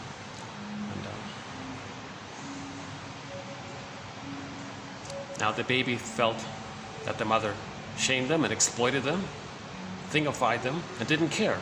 Now in the plundering, they objectify others, and then we ask them, do you care? They say, my mother didn't care that she objectified me. They can't do it. They don't have empathy for others. See, empathy comes in later on. Empathy is an accomplishment. Empathy is a developmental achievement. Empathy comes in post-differentiation. There has to be some differentiation for some empathy to occur. If differentiation doesn't take place, love, gratitude, empathy isn't there. So in the plunder system, with that kind of trauma, they're not going to have empathy for others. because the mother didn't have empathy for the baby. The baby said, "Mommy, I need you." Mother said, gaslit the baby. "No, you don't. I don't like this." "Don't, wait a minute, I feel bad that you're not refusing me." Mother says, "Too bad, I don't care." She was cold, doesn't care. Lack of empathy for the baby. The mother had lack of empathy for the baby. So the baby didn't get the love to differentiate, to have his own empathy. He never got it.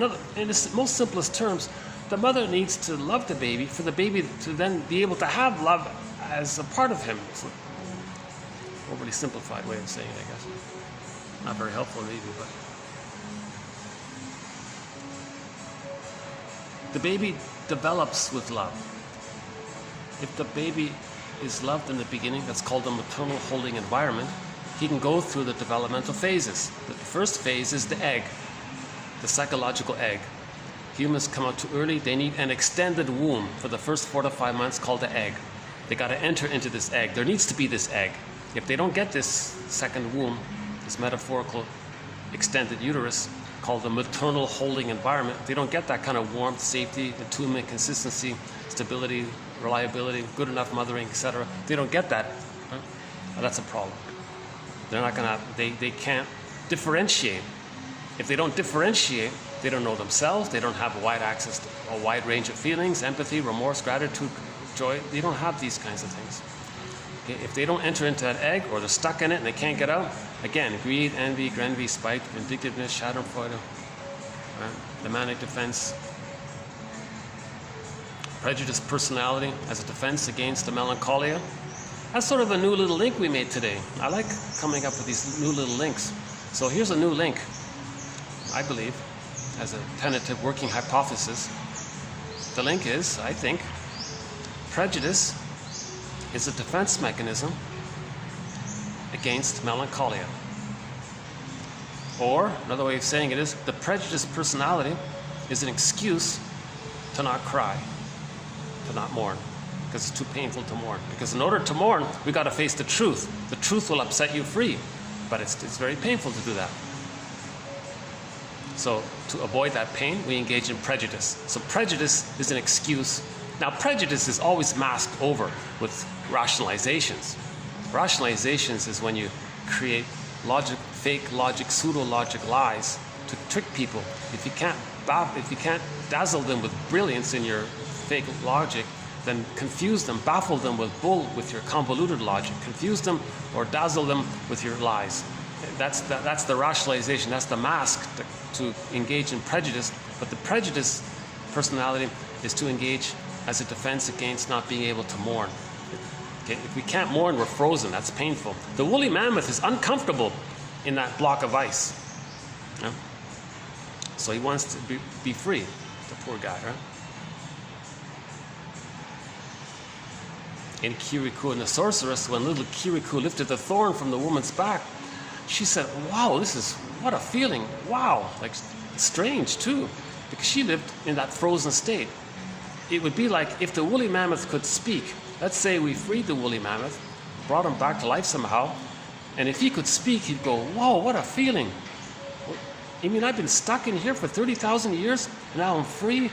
Oh, at first he'd think this is weird, it's strange. He doesn't know that he can accept positive feelings, so he'd be disoriented. But maybe slowly, I think I'm starting to like this feeling. You know? Okay, let me do a sweat run here.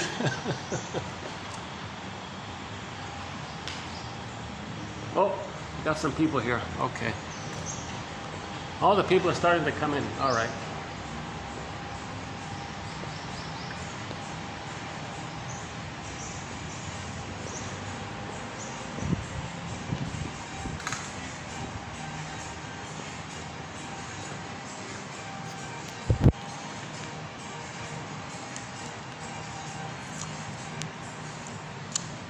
So you may see me pause for a minute when these people pass by. Now let's see how it goes.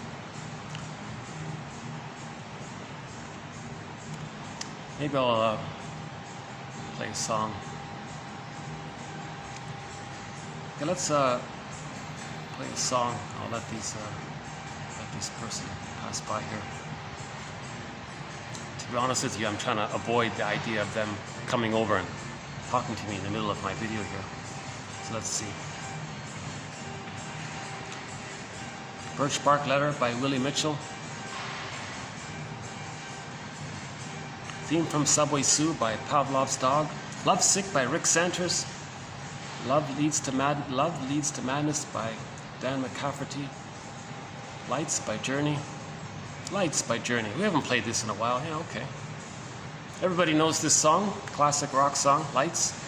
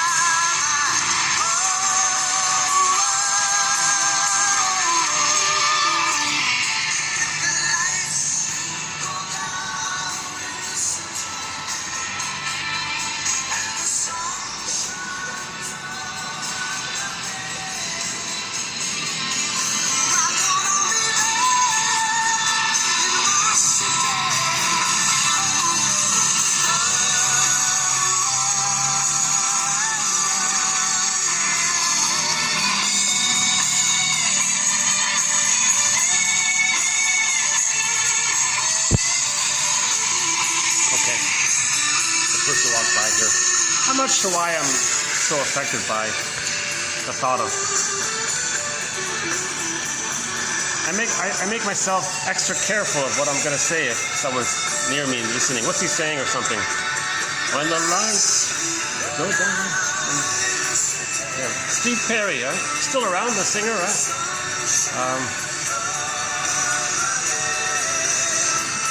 So.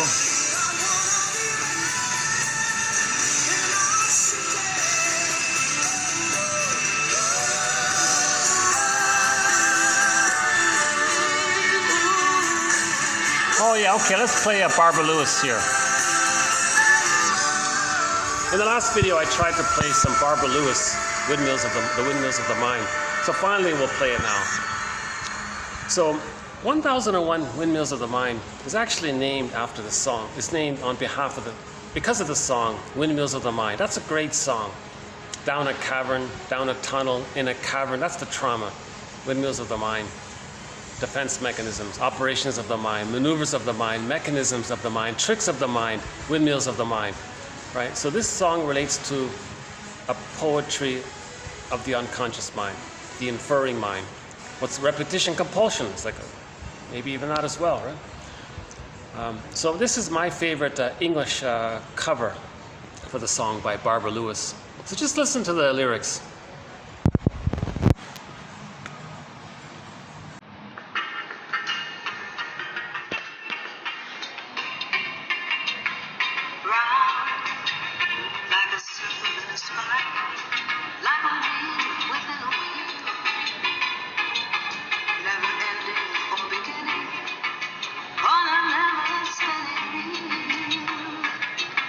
Like a snowball down a mountain, all kind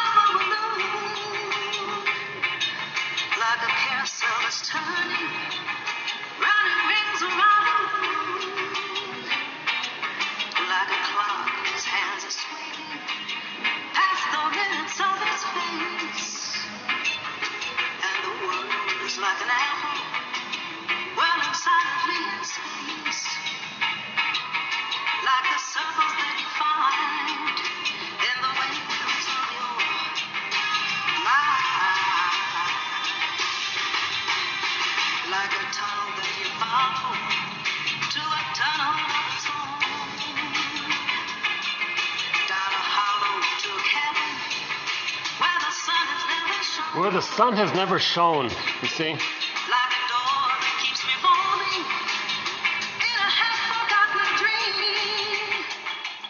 For the ripples rattle pebble, somebody threw in a stream. Like a clock whose hands are sweeping past the minutes of his face. And the world's like an apple, whirling silently in space. Like the circles you sometimes find in the windmills of life.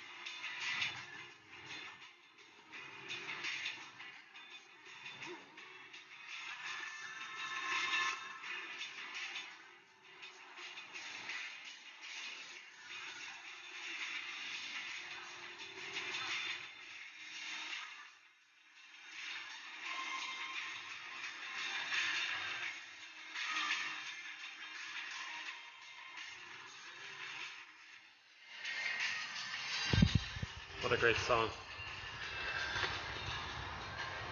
Now listen to it in German. Here's our theme song, the 1001 Windmills of the Mind. Katja Epstein's German rendition of this very song.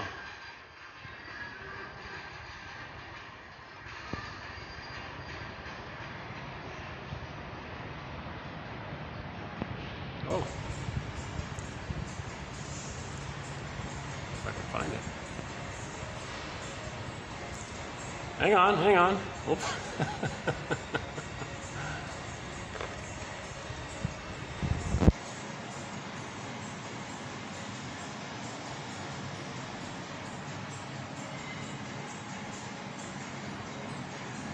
Okay, here we go. Here's the German. Listen to this one. All right.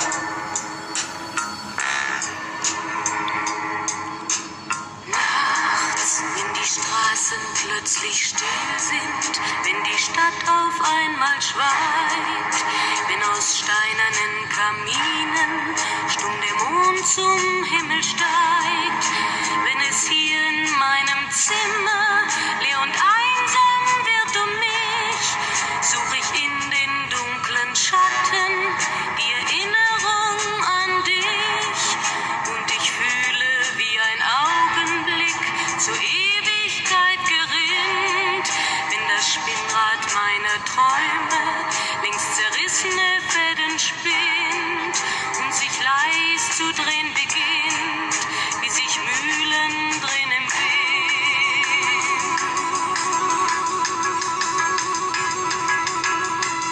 Und es kreisen die Gedanken ohne Anfang, ohne Ziel, wie die schnellen Wellenringe, wenn ein Stein ins Wasser fiel, wie ein Kreisel, den die Peitsche übers Straßenpflaster treibt, wie Spiralen, die ein Adler in den Abendhimmel schreibt.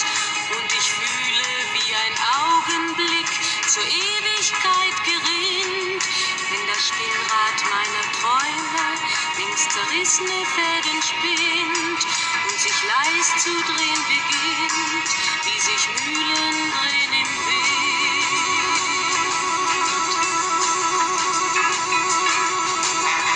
Tausend Fragen ohne Antwort, tausend Fragen ohne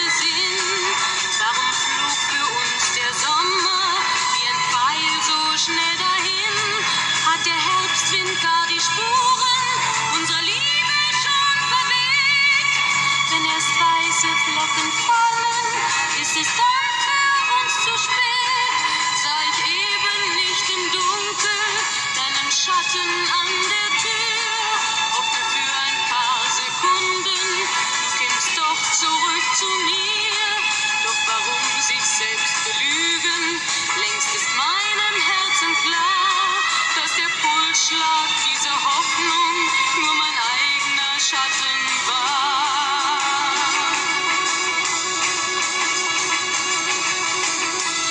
Und ich fühle, wie der Augenblick zur Ewigkeit gewinnt, wenn das Spinnrad meiner Träume längst zerrissene Fäden spinnt und sich leis zu drehen beginnt, sich im Kreis zu drehen beginnt. Wie sich Mühlen drehen im Wind. Wie sich Mühlen drehen im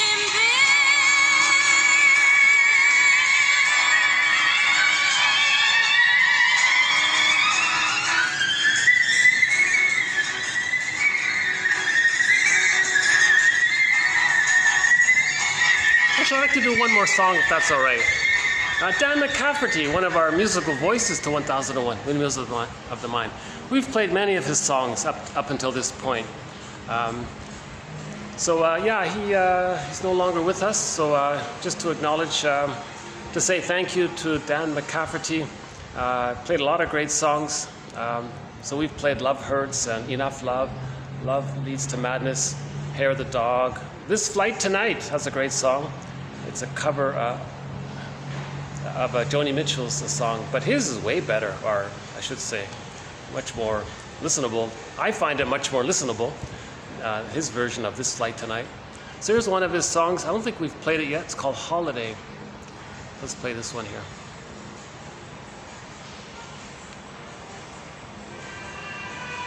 With the orchestra, yeah.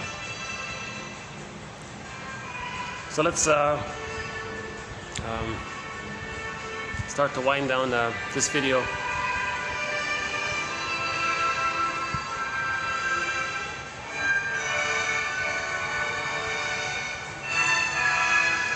So in this video we talked about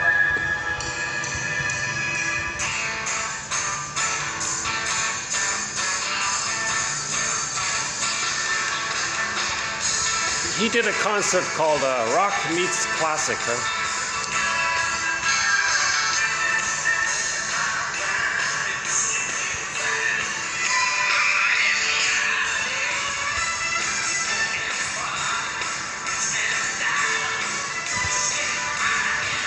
Okay, so in this video, yeah, great singer. We're gonna miss Dan McCafferty. I don't know him that well,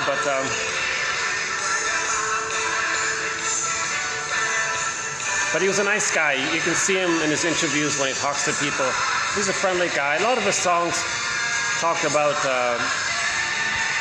regret for lost love and apologizing to the girl. And his later songs include some apology, and he made mistakes and he feels regret and he's apologizing and he gets it now. If he could do it over, he would have done it differently, those kinds of things. So he had some self-reflection. He was moving in that area, and very likable guy, very charismatic, handsome guy, and he's got that gravelly voice. I think he's probably Scotland's #1 singer, I think. Yeah.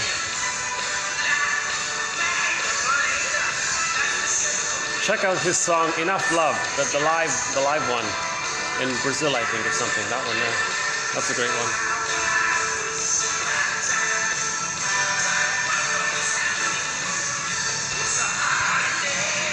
So this is just a lighthearted song of his. He's gonna have a holiday, drink some wine.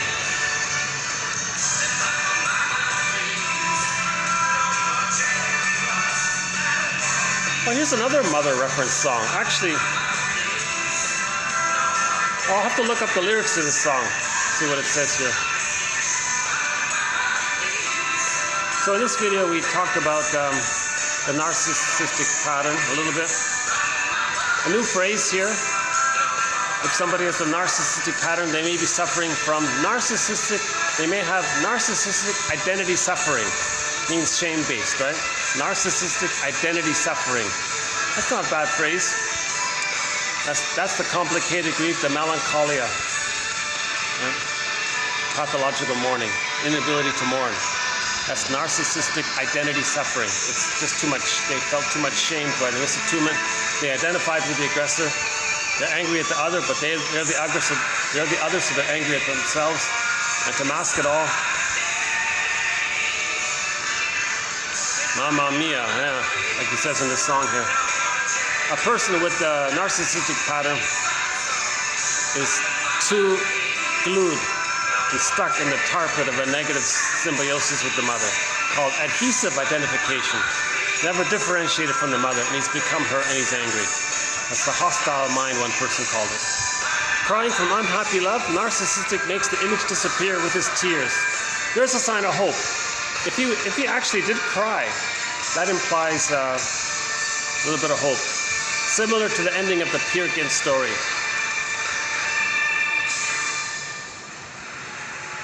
Yeah. Well, thank you, Dan McCafferty, for all of your songs. You know, if you look up Nazareth ballads, all of those ballads, you know, Where Are You Now? Is that the Where Are You Now is a good one. And Sunshine and Dream On and Star. We played Star recently, and Love Hurts, of course, is the big classic. Love Hurts. Nobody can cover that song. He's the only one that could sing that song. He didn't write it, but that's really his signature song. Love Hurts. Wow, yeah, that's a good. He's talking about transference. Love Hurts. All of these love songs, they're talking about transference love. If we want to convert transference love into adult love, we got to stop thinking that the parent should have been perfect. That's in the next video. If we want to, that's actually the quote. It says, if you want to convert infantile transference love over idealization, partner's perfect, all of this falling in love, this huge excitement, huge hope. If you want to transfer that to mature love, we got to accept, we got to get over, or something, not get over, we got to get on with the idea that the mother wasn't perfect, something like that. Okay, we talked about identification with the aggressor a little bit, called assimilation. He means he co-opts it. It's now his. So the rejecting mother, it's a part of him. Now the child becomes a rejecting person. He thinks that's him. No, it's not him. That's the mother rejecting him. He's identified. He assimilated it to manage it. That's a confusion. See, that's a desperate maneuver of the mind by the baby. Key point. Key point. We've got to differentiate from our mothers. The only way to differentiate from the mother is to understand her, accept the painful truth that she was so misattuned, so malattuned, the bottle and the schedule and the, oh my God. It's hard to believe that the mother caused so much suffering on the child. No one likes to consider this idea. But that's key. That's the node right there. That's the key right there. That's that little point that we're talking about. Accepting that the mother was constantly shaming the baby over and over again. It's called a strain trauma, developmental trauma, relational trauma, interpersonal trauma.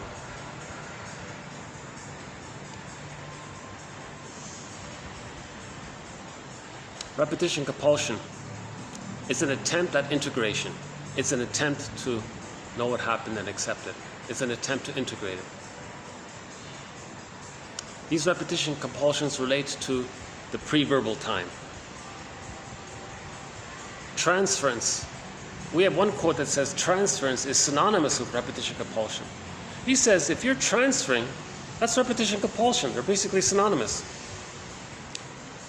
Or we can phrase it in such a way to make us think that transference means it's a resistance to memory. Not bad here from, oh yeah, this Roussillon guy, René Roussillon. He's like the #1 guy in France on the topic of narcissism, this guy here. I think he's their top shrink over there by the sounds of it. Roussillon, is that how you say his name? Rene Roussillon, something like that. Yeah, we did the ones from Temple here. I forgot his first name, N Temple.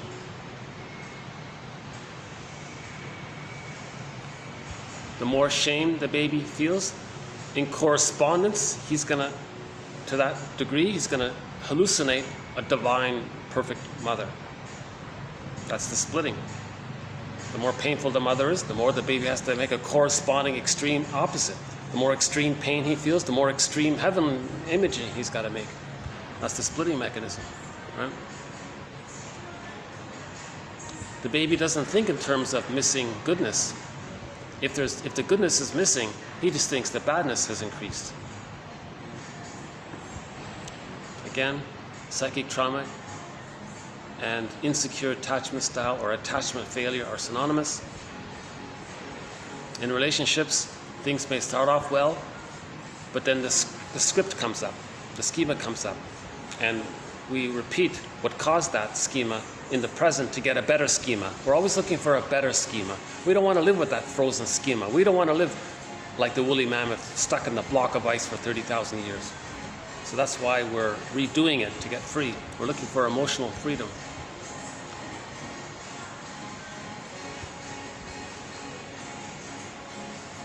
Yeah, and this one here about never be the same.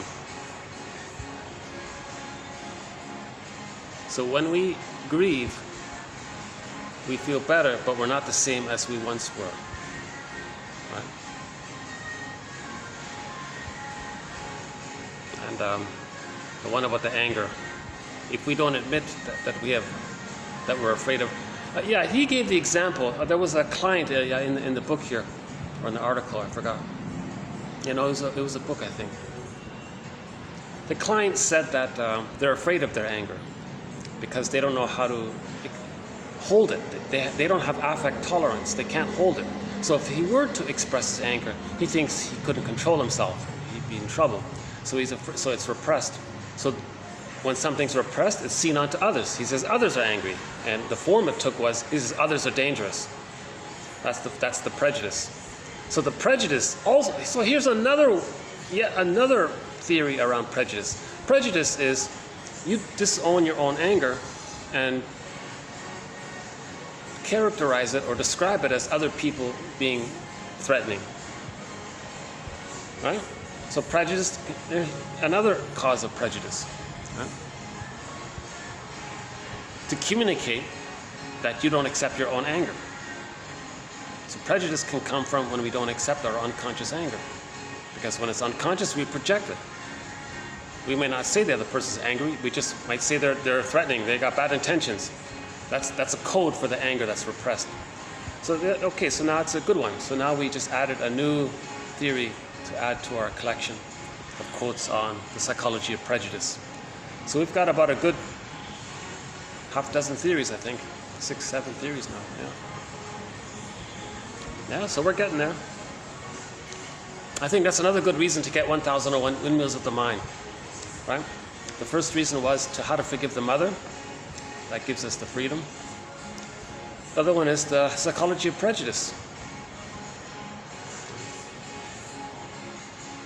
Empathy. Other people have feelings that reverberate through them. Their identity reverberates through them. Just keep that in mind.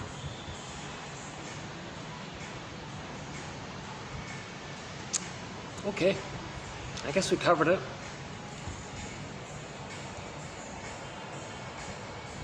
If my delivery wasn't ideal in the presentation, my hope is that someone will click the More link or the See More link, and all of the quotes will be posted below. And like Robert Bly says, every day read psychology for 10 minutes. So I would say there's about 10 minutes worth of reading here if you read it slowly and make notes and look it up. There's a good 10 minutes here. In every video, there's roughly 10 minutes worth of reading, approximately.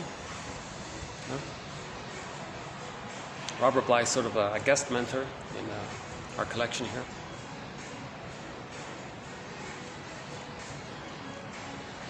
gee, it was such a nice, I really want to enjoy this venue here. Can I do one more? Let's do one more song here. I don't usually play so many songs, but I just want to create the excuse to enjoy this. Okay, I think 2 years ago we played this song. We haven't played this song in 2 years. A song called Pretty Lady by the band Lighthouse. Just a light pop song.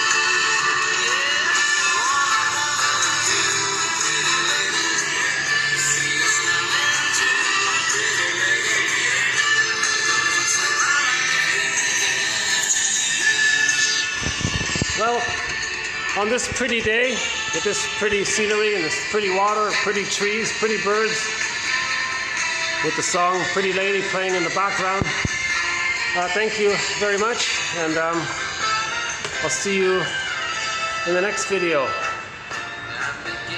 This has been, I've been beginning to wonder. I'm wondering, when am I going to end this video? You might be wondering, when's this guy going to end this video? This has been TQ 2361 to 2369. 10 solid quotes here today. Some good material today. Yesterday as well. Every video has good quotes. I'm not going to do a video if there isn't at least one really good quote in it. Well, if you want to make a reparation with your partner, that reminds me. See there. So in yesterday's video, okay, let's as a prompt here, that SEA, that acronym. See it there? So SEA. So the acronym is OFSEA and then if. So let's say you and your partner had an argument and you want to apologize. So you want to come back and apologize. Now in that argument, maybe you said something you regret. So look to the last video. So for example, the guy said something he regretted. So he came back to his pretty lady girlfriend, let's say, and said, so the acronym is OFSEA. Maybe I can dig it up here quickly. Hold on a sec. So the O is the observation. You still have it here? Maybe not. The O is the observation, right? The trigger. So they had an argument. So the guy can say, something happened something happened, right? So what made the guy angry, let's say? I don't know. She spent too much time on the phone talking to another guy, let's say. So that's the observation. So, okay, dear pretty lady girlfriend, let's say, yesterday you spoke for 2 hours on the phone with another guy. Oh boy. and you were on the phone for 2 hours with another guy. And that's too much, right? Maybe a 45, whatever, fill in the blank. You spent 2 hours on the phone with that other guy. You said you were just old friends, but anyway, that's the observation. So but that was a trigger. I was triggered. Right? So when I saw you on the phone talking to another guy for 2 hours, I got triggered. That's the O. Now the F part. So the acronym is OF of C, and then the if. So OFSEA. So the O is the observation. That's the trigger, the observation. You describe the observation, the facts. Yesterday you were on the phone talking to another person for 2 hours. That's the observation. And then you say, I was triggered. F. It was probably my old fear of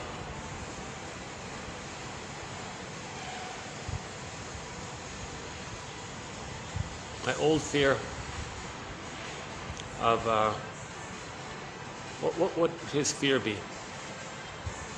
Abandonment, rejection, being unwanted, being unloved, unimportant. Maybe he thinks she's punishing him or something.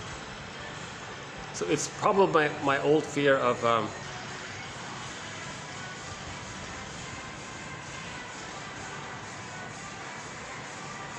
not being wanted, let's say. So he might say, so yesterday you were on the phone for 2 hours talking to another person, and then I was triggered. It was probably my old fear of not being wanted. Right? That came up. That's the F part. Now the C, the S, S-E-A, right? S. The S is the story. The story I told myself was that whatever it was, right? Then the E, the emotions that came up. So in childhood, I had these needs for safety and connection and reliability, warm home, a safe home. I had these needs for a safe home, and it wasn't met sometimes, and I felt scared and angry. Yeah. A, the apology. If I could do it over, I would tell you that my core fear of not being wanted got triggered, and then I would have asked you for some kind of, to hit the pause button and tell me what's going on. Because when I'm triggered, I'm not the best version of myself. That's not bad. It's called the unilateral repair statement, TQ 2360. So look up TQ 2360 by Susan Campbell. It comes from her book, From Trigger to Tranquility. So the guy got triggered. He wanted to clear the air with his pretty lady girlfriend, and now when a guy makes a clearing like that, it may encourage her to do a clearing. Now she may say that she was punishing him. Oh, I see. So you acted out. Now she may make an I statement. Okay. Well, 2 weeks ago I saw you talk to the lady for 5 minutes or something, and that was a trigger, and then she reacted by punishing him by spending 2 hours on the phone to get even, right? So she can make an I statement now. So she can say, so when I saw you talk to that other pretty lady, I was triggered. It was probably my old fear of abandonment coming up. As the story I told myself was, I'm not lovable. Emotion. When I was a child, I wanted love from my family. It was a chaotic family situation, and I felt scared and pain and sad. So, apology.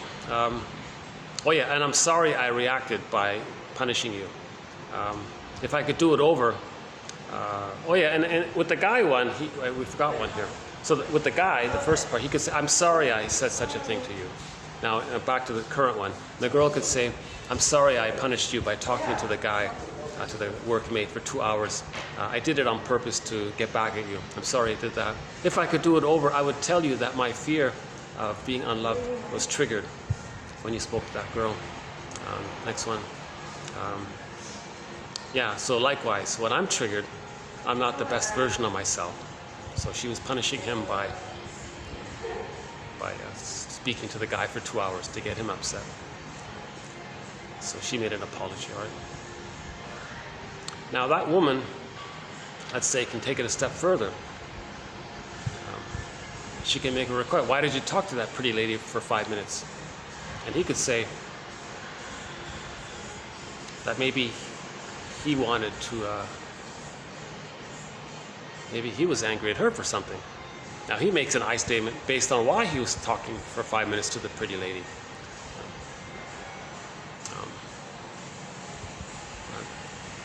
They can go back. So these making I statements, it takes a lot of work. It's a little messy. It's one of our threads, how to make an I statement. At the moment, we're using 2 renditions of it. This current one here by Susan Campbell, and the one by Marshall Rosenberg called Offener, O-F-N-R, in his book, Language of Life. So,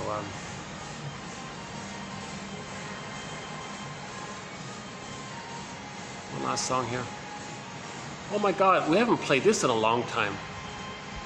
Melanie Thompson, "Love How You Love Me." Okay, another light pop song. Or, let's see, hang on. Some of these songs we haven't played in 2 years, you know.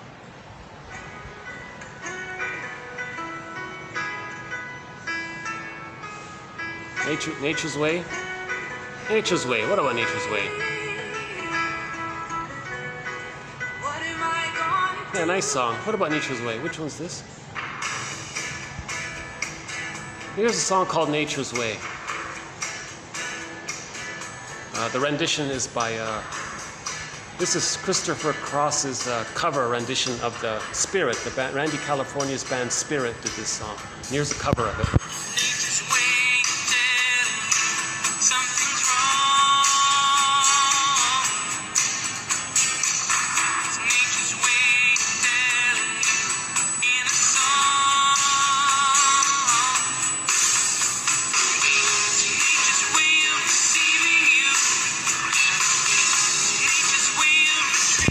So the original was done by the band called Spirit, sung by a guy named Randy California. And my 2 favorite cover renditions of this song, Nature's Way, is this one here by Christopher Cross, and the one done by Kenny Shields. Kenny Shields, the lead singer for the band Streetheart. He passed away, I guess, about 8 years ago or something. And his last song was this song here. So Kenny Shields was maybe showing a sign of support to Randy California. He got ripped off, Randy California. They stole him, you know. It's pretty obvious to me. They stole that melody. If you listen to the song Tourist from the band Spirit, listen to the intro. There's a whole story about that.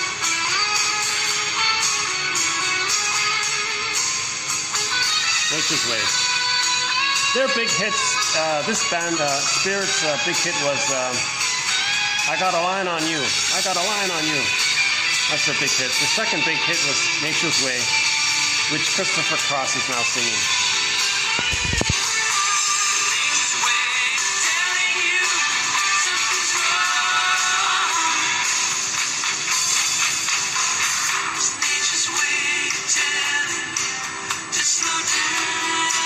Nature's way of telling you to slow down.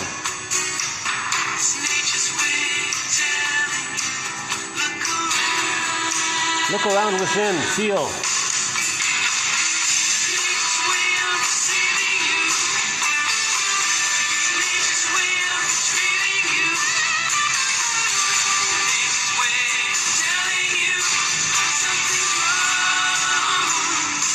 Now think about psychosomatic symptoms. That's nature's way of telling us that we're still repressing, that something wrong, that we have this infantile script that we created. Now these scripts that we created in childhood, they helped us. Later they hurt us. What helps the baby then later hurts the person. That's key there. That's a good summary of it right there. It helped the baby survive the stress with the mother. He created a template from it and he's stuck with that template. Later that template hurts him. Now it affects the body, or it affects, oh, that's the end of the song. Yeah, Nature's Way.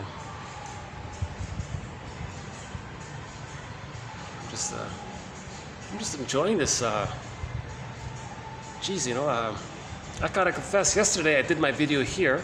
I went home to post the video, and I was thinking about it. Gee, that was I really enjoyed there. And I was looking forward to coming back here to do this video again. So I'm really enjoying this spot here. I feel protected. It's like no one's around, and I think this is just a little accident. The renovations are mostly done, and it's partly open, partly closed or something. And the staff seem to notice me, but they don't kick me out, so I'll take that as a good sign. Streetheart, storyteller. Well, here's Streetheart's version of Nature's Way. Here's Kenny Shields, same song.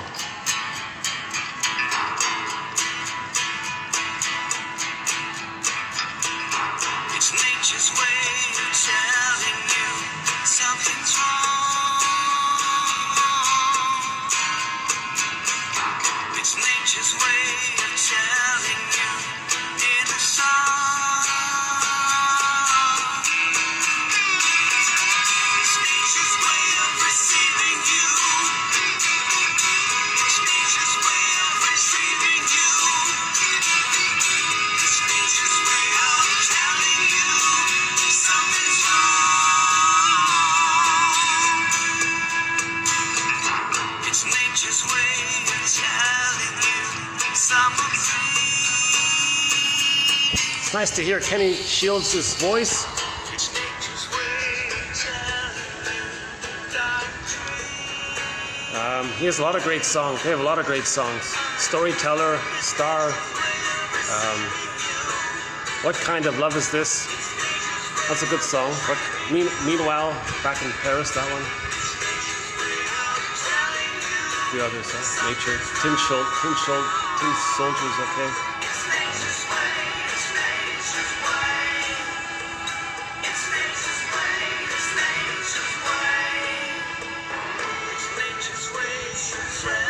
So when this song ends, I'll hit the stop button. Any final thoughts here?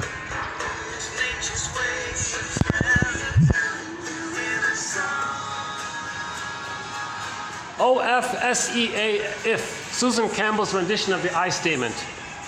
O for observation. F for naming your old fear coming up.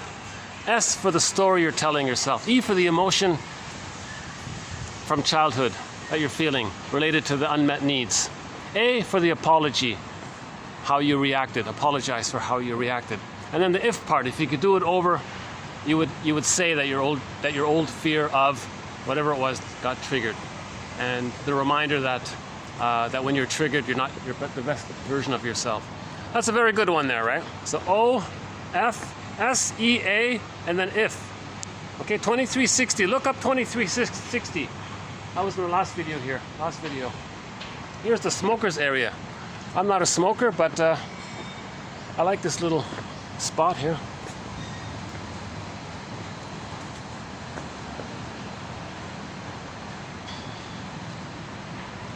Okay, so we'll add more quotes to our various threads. All right, we'll add more quotes to repetition compulsion, a key thread. Repetition compulsion, transference. All right. I think the next video might be interesting also about relationships. The article is called The Psychoanalysis of Couples Relationships. And it talks a lot about this idea of collusion. Right? They both are replaying the childhood in the present. The other person's doing the same. So it's a collusion. And in this collusion,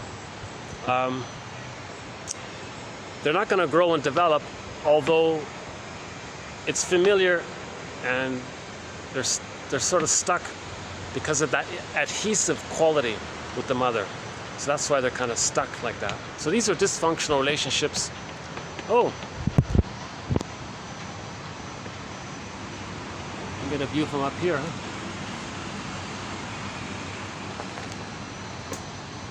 Oh, maybe I can look up over here. What's this? Let's see.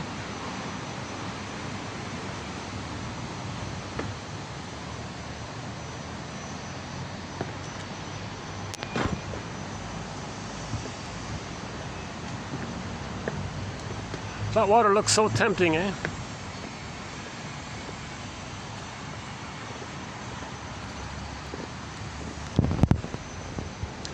I do buy the coffee from the lobby here, so I am technically I'm using their services. I'm technically a guest of the hotel services, although I don't stay here. It must be pretty expensive to stay here. Huh?